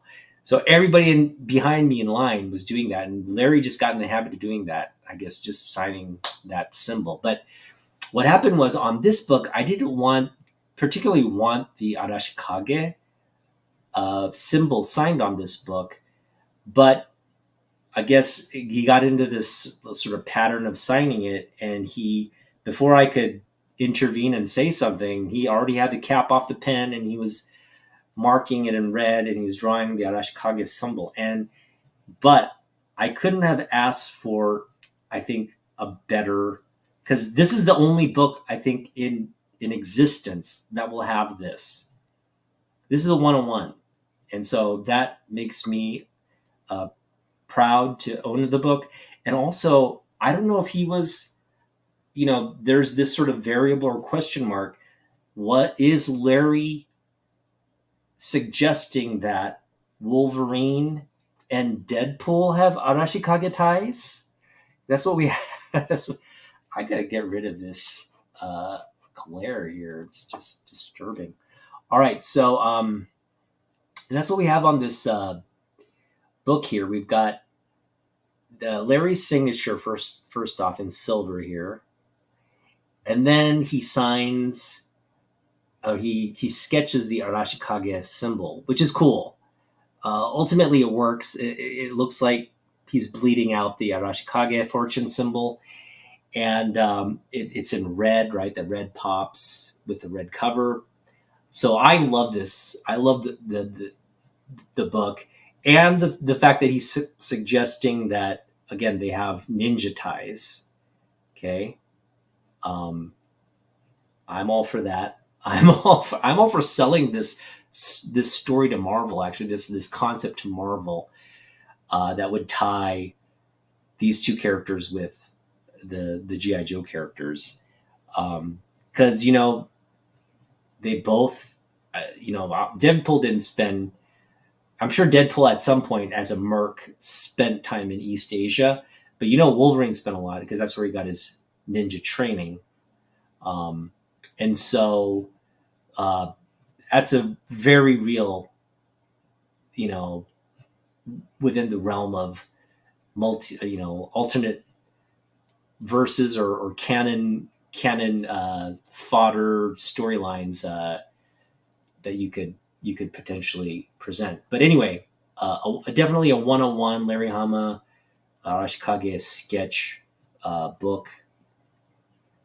I know there's a Adam Kubert Larry Hama signature event that CGC's sponsoring now. There are going to be a gajillion submissions of this book. So this won't be so rare. And anybody watching the video now and getting that idea from me, if they're able to convey they want Larry or somebody to sketch that on this cover, then by all means, this is not going to be a one-on-one for much longer. But hopefully, who knows? I'm sure at some point on Instagram, when people start showing these off and that Arashikage symbol is on a slab book, this won't be the one-on-one that I thought it could sustain. But that's all fine and dandy. So if you want to steal, people have stolen my idea before. That the Batman. I see that on Instagram now. The sketch, the Batman bat sketches and the Superman's S sketches. I see those being requested of Jim Lee and other artists now. So I don't mind people scamming and stealing the idea, but I hope people stave off on this particular book because I love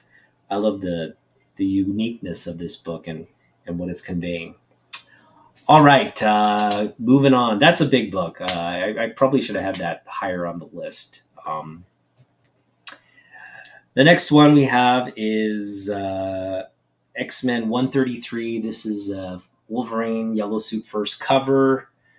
It's a beautiful burn cover. It's key issue. And we got Chris Claremont's signature on it. So this is another book where if you get Jim Lee's signature, it would be just a super awesome book to have. Jim Lee obviously just ties with X-Men and Wolverine. And of course, these two have collaborated on so many books. Lee Claremont is practically a sentence, right? So that was a big pickup. I think we picked this up for $125. We've been wanting to just pick up the book to get a signed book for $125. I thought was a pretty good condition.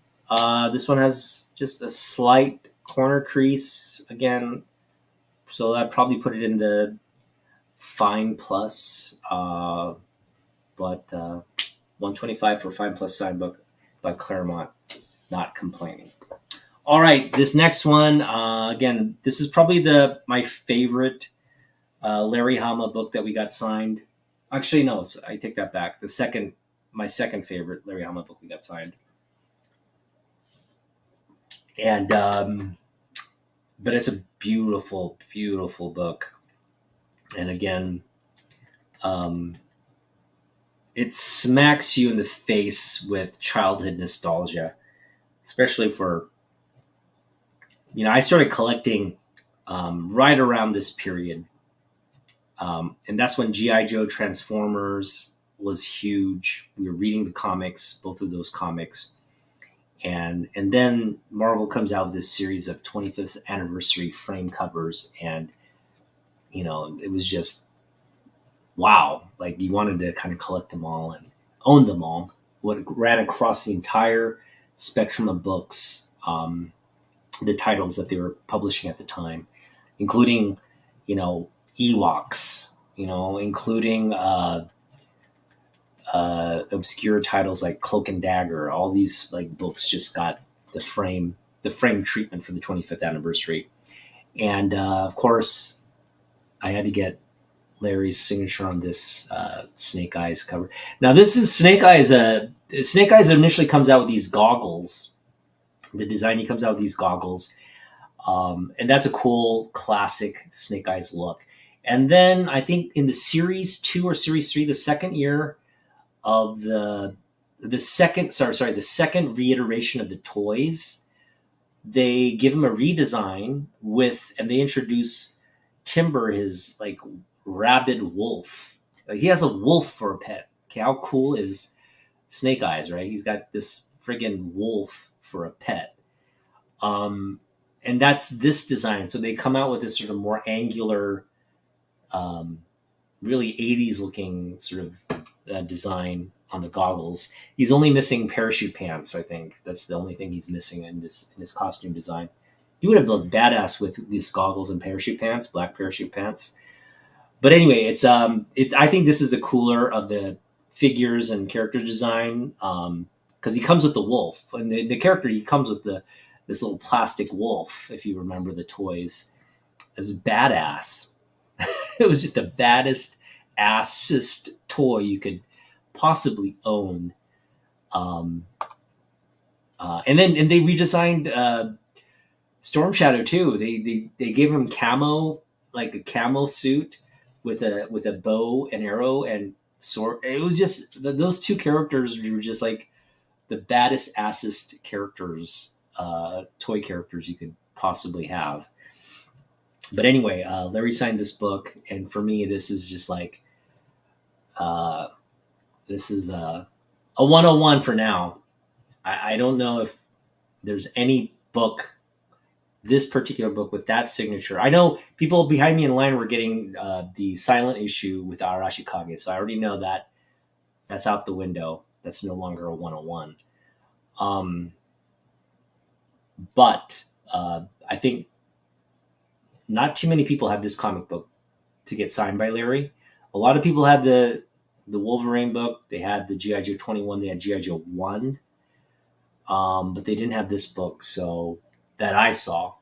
But so I was the only one that day in line to get the Arashi Kage on this G.I. Joe 53. So we'll just have to keep our eyes open on the Instagram and see if any of these pop up. For now, that's a 101.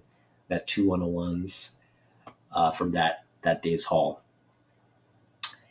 All right, now this one, I know there are a bunch of signatures in this format, and so I'm just happy to have my own copy of this. And really, this is sort of, for me, going to be probably at the top of my signature list for Jim Lee. Just because I love the cover. I love all the creators that are on this book, and just having Jim's signature associated with these, really my childhood legends, would be such a treat to, and really it would just be such a big addition to the collection. So as you know, I went online before SummerCon, and I got a signed book, George Perez signed book. I got this book prior to SummerCon. We got Christ Son, and I already have this book slabbed, a newsstand slabbed of this book in a 7.5.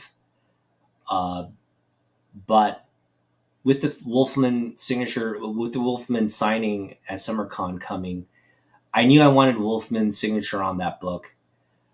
And then I got to thinking, you know what? Let's see if we can't find a Perez book. And we found it. And I paid, I think, I ended up paying like 25 or 30 for a Perez signed book on this. I mean, this book alone books at 20. And I think I got this, maybe it was closer to 40. It was under 50 though. I negotiated it was 50 maybe, and I negotiated to like 40 or 35, and they accepted.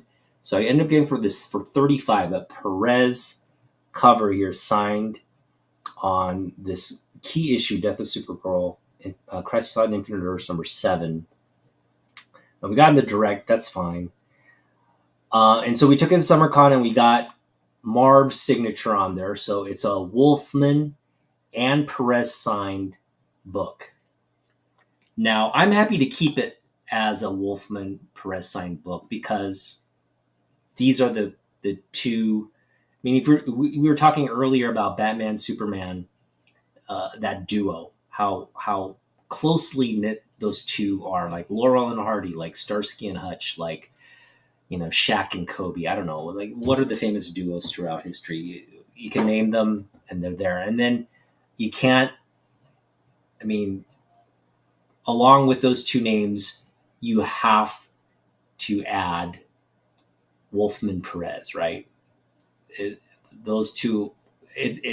I can't think of a creative team that's more associated with each other than Wolfman Perez. You could say Lee Claremont. You could say O'Neil Adams. You could say Loeb Lee. You could say, I mean, I guess there are a lot of, dynamic duos throughout comic books. You could definitely make the argument like Lee Williams in terms of, penciling and inking. But in terms of writing and like story and art, Wolfman Perez is about as synonymous as it gets on a book.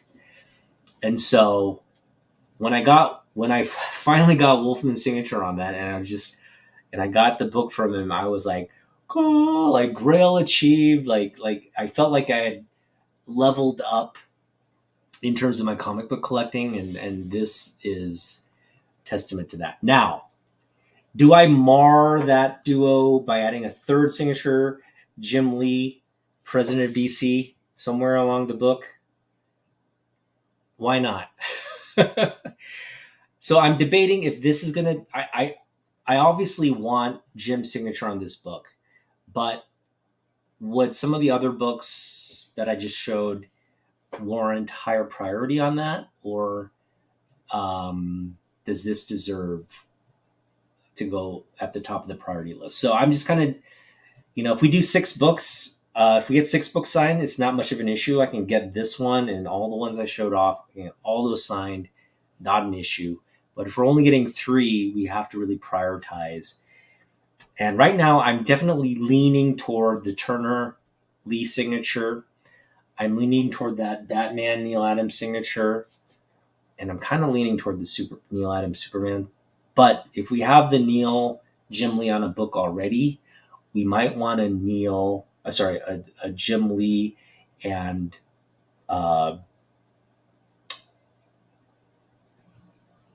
who else could we get it on? The Claremont. Oh, we could get the Jim Lee Claremont signature. No, I think it would make sense to get this book signed by the president of DC Comics. Yeah, we could have Jim sign right along here. 50 years of DC, Jim Lee, president of DC Comics. That makes sense. We'd have to have him do it though. I got the Wolfman and Perez signatures are in black. We couldn't get a black signature for Jim here because it wouldn't show up, but we could definitely get it in like silver. So, yeah, that's what we may do.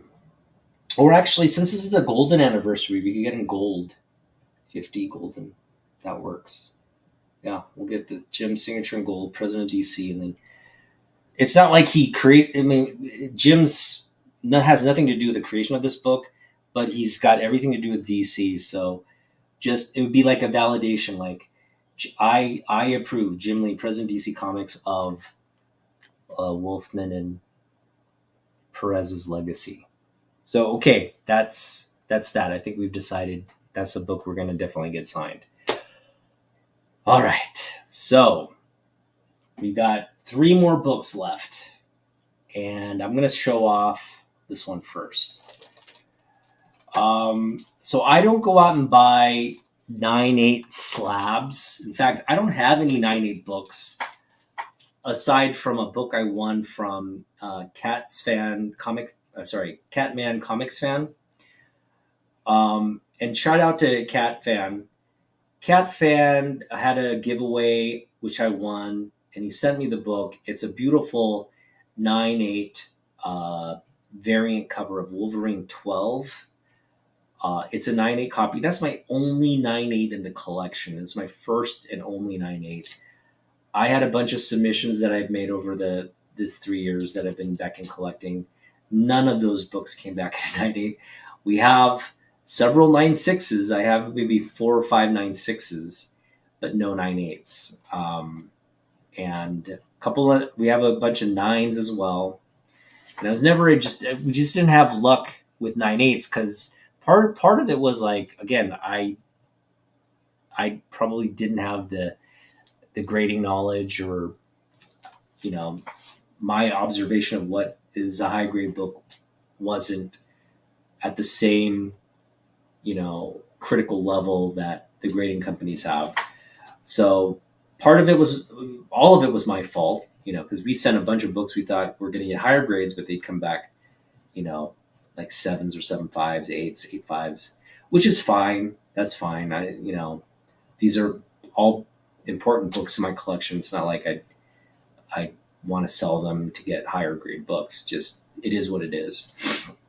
Now, having said that, again, I only got one 9/8 in the collection. It's not something we got graded. It's something I won. And I don't particularly have a need to get 9/8 slabs. I know people go out and buy them, and people go out and pay a premium for them in the anticipation that they'll go up if the book goes up in value. And I think that's a smart way to collect if you've got the money to buy all those 9/8 slabs. It's also a good way to lose money too, because you're overpaying for something that may not turn out to be something people want to own or have a longer legacy than outside of its print run. But this is definitely a book that I think will have longevity, and I look to it as an investment, and we got a good deal on it. So again, I paid $125 for a 9/8 slab of Action Comics 1000. Now, this isn't just any copy of Action Comics 1000. This is the San Diego Comic Con exclusive. It's the convention variant. So it's a foil. It's a beautiful foil cover, a beautiful back cover there of the DC. Got this beautiful foil front cover as well. But this is a 9/8, but we also got the CBCS witness. This isn't a verification. This is a witness. This is a signature witness of Jim Lee's signature in gold there. Okay.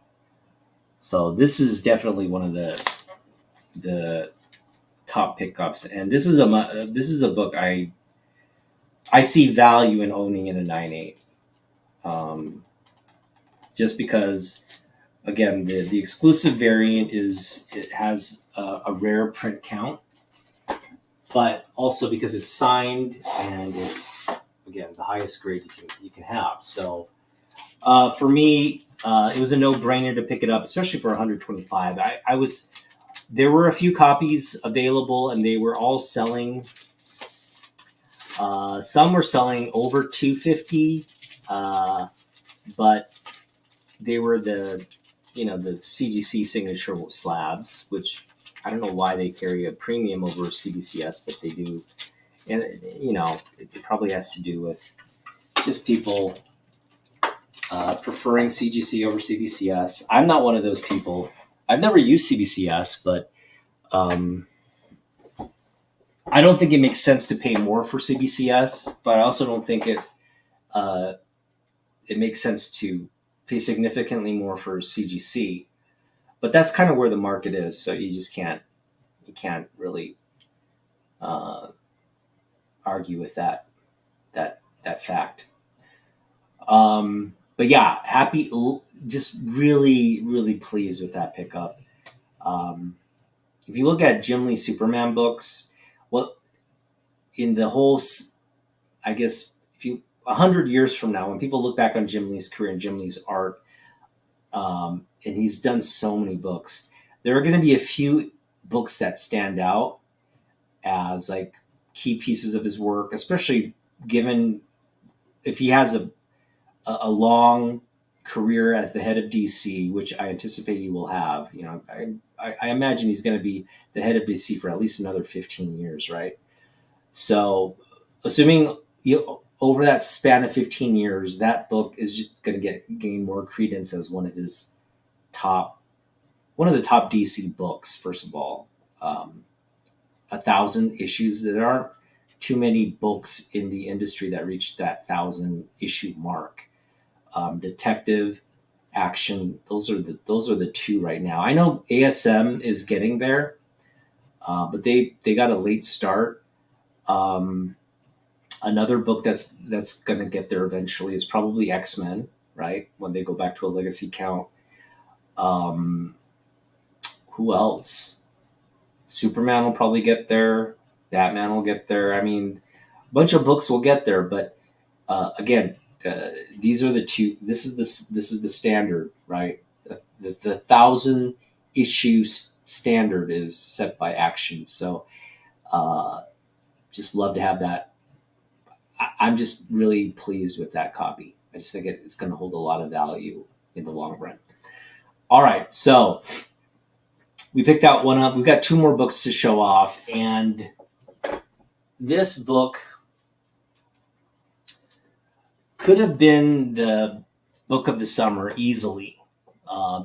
This is Superboy number 10 from 1950, October 1950. Beautiful Al Plastino cover. It's a Bill Finger story. Golden Age Key. My second Golden Age book. But to have such a big Golden Age key, we paid $225 for this one. Plus shipping, it rounded out to about $250. And it's a beautiful book. It's definitely low grade. I'd put it in the VG minus. VG minus. It needs a press. You can kind of see there's this sort of rippling there along the book. Although with a Golden Age book, I don't think you want to press it because it's going to probably do more harm than good. But it presents really well, like the cover's all there. It's intact. The staples are there. It's a complete book. There's nothing really major in terms of creasing. There's just some fading and damage here along that part. There's a lot of wear on the spine and dirt, but overall it presents beautifully. So I think we got a bargain on this book, to be honest, for a Golden Age key. Now, what makes this Golden Age book a key is this is the first appearance of Lana Lang. Yeah. And now I'm a big Smallville fan from the early 2000s. And, right now,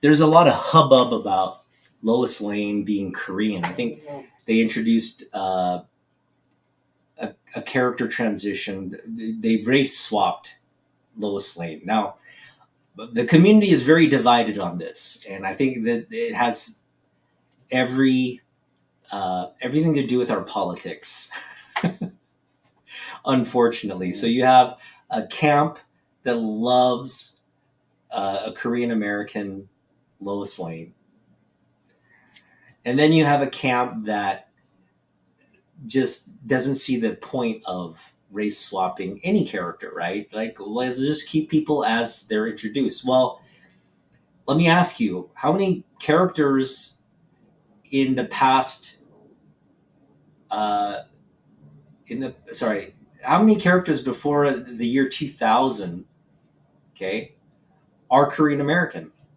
Name them off the top of your fingers. We're talking pre, the last century, right? I can tell you how many Korean characters there are. Zero. There's zero Korean American. Now there are Chinese characters, Okay, obviously there are going to be a couple Chinese characters, but there aren't any Korean characters. There are a couple Japanese characters, right? Like Storm Shadow is a Japanese character. Sunfire is a Japanese character. But in terms of Korean comic book characters, there are zero. Okay.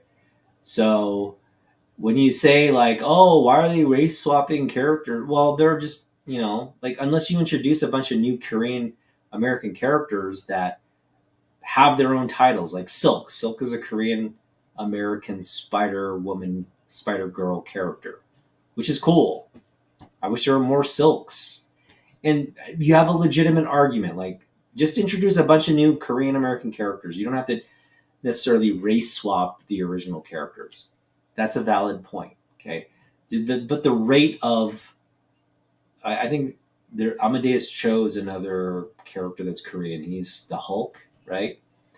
Um, and I'm sure there are a bunch. There'll be more down the road. Nothing wrong with that. I think the more diversity there are in the universe and characters, that's fine. But this notion of like, why, like, why can't like our classic characters take on a, a different racial identity? Like what's the big issue with that? For example,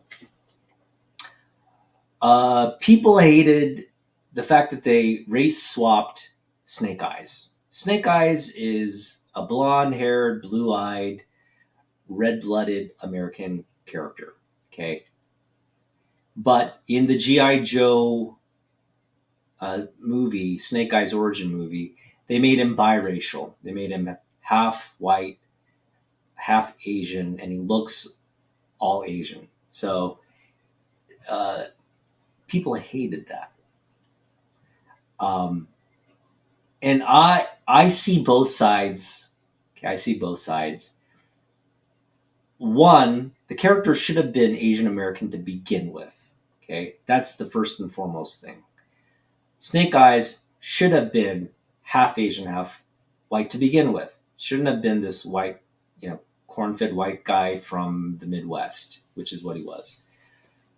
Um, but that was a decision. I think if it was ultimately left to Larry Hama, he would have made the character a biracial Asian, or at least maybe an Asian American, someone like him. He would have made Snake Eyes more like him. But because of the environment he was working in, um, because of the popularity of a character like Snake Eyes, it made sense to go with what Snake Eyes was introduced as. And I don't have a problem with that. In fact, my problem is they should have introduced him as an Asian American character to begin with, but they didn't. So they kept him white. And 20 years down the road, when they race swapped him, yeah, doesn't make sense. But I'm not going to complain because I don't think it's a big issue to do that. Um, because in a lot of ways, it makes sense that relationship between Tommy um, and Snake Eyes it just makes sense that they would share sort of ancestry and cultural bonds um, rather than not. I know they were Vietnam War buddies, and Snake Eyes. They both saved each other's lives, and that's that bond that they share. That can transcend race. It doesn't have to necessarily be a racial bond, but the fact that they're sort of like from a cultural heritage standpoint, that they're brothers, like cultural brothers, makes that relationship building a lot easier, especially in today's environment. But let's step away from that controversy of Snake Eyes. Let's focus on the Lois Lane. I'm of the opinion that Lois Lane was again a character that they could have introduced in the 50s as someone biracial. Okay. Um, and it would just make sense. Like, uh, Clark grew up loving Lana Lang. Lana Lang was, uh, a redhead and all that. But Clark is an alien. He's not from this planet. And so sometimes you connect best with people who also feel like they're outsiders. And so I can't think of anybody with, you know, anyone with more of that internal struggle than people who are from two different cultures who represent and physically embody two different cultures. So if you're biracial, you come from an Asian parent and you come from a white biological parent. Um, you are loved by your family, but when you step out into society, they try to label you or define you and say, well, you're not really Japanese or you're not really American. And you kind of grow up in this dichotomy of identity where you're kind of excluded from both sides. And who would Superman like fall in love with and identify with more than someone like that, than someone like Lana Lang, right? He probably fell in love with Lana Lang, but then realized, you know what? Like, you just don't share the internal struggles that I have with who I am in terms of my Kryptonian and Earth, that dichotomy. So the fact that she's biracial, she's Korean American, and all that, like, it's a story. It's not complete canon. It's just an area that Jim Lee and all these creatives are exploring. I'm fine with it. It's not the end of the world, and race swapping characters doesn't mean that white privilege and all these things are going to disappear all of a sudden. So just chillax, enjoy it, and you have every right to be like question whether it makes sense or not. I do as well. Like I think maybe making Lois Korean American isn't the best thing for that character, but at the end of the day, it's not my call to make, and just because it's out there doesn't mean I'm going to object to it and you know be ranting about why these things are occurring. So with all that being said, I prefer Lana. I prefer Lana Lang anyway, and not because Lana Lang is white, but because Lana Lang is Kristen Crook, who is she is quarter Asian. Her mom is biracial Chinese, I believe, and she is 1/4 Chinese, if I'm not mistaken. Maybe she is half Chinese, and her mom's full Chinese. But either way, um, gosh, she's so freaking beautiful. This is another thing we picked up. We picked up a signed photo by Kristen Crook as Lana Lang. Little heart shape there as well on her signature. Love that. So yeah, we love Lana Lang. We're in the Lana Lang camp. Sorry if you thought I was gonna be in the Lois camp because she's Korean American. I'm not in the Lois camp. I'm in the Lana Lang camp. I'm in the First Love camp.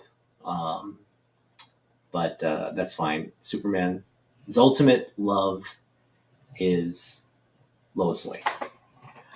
All right, so we're getting to our final book. This has been a long video, and I think this is good because I'm taking a step back from comic book collecting and all that. I think it's good that we kind of went over time.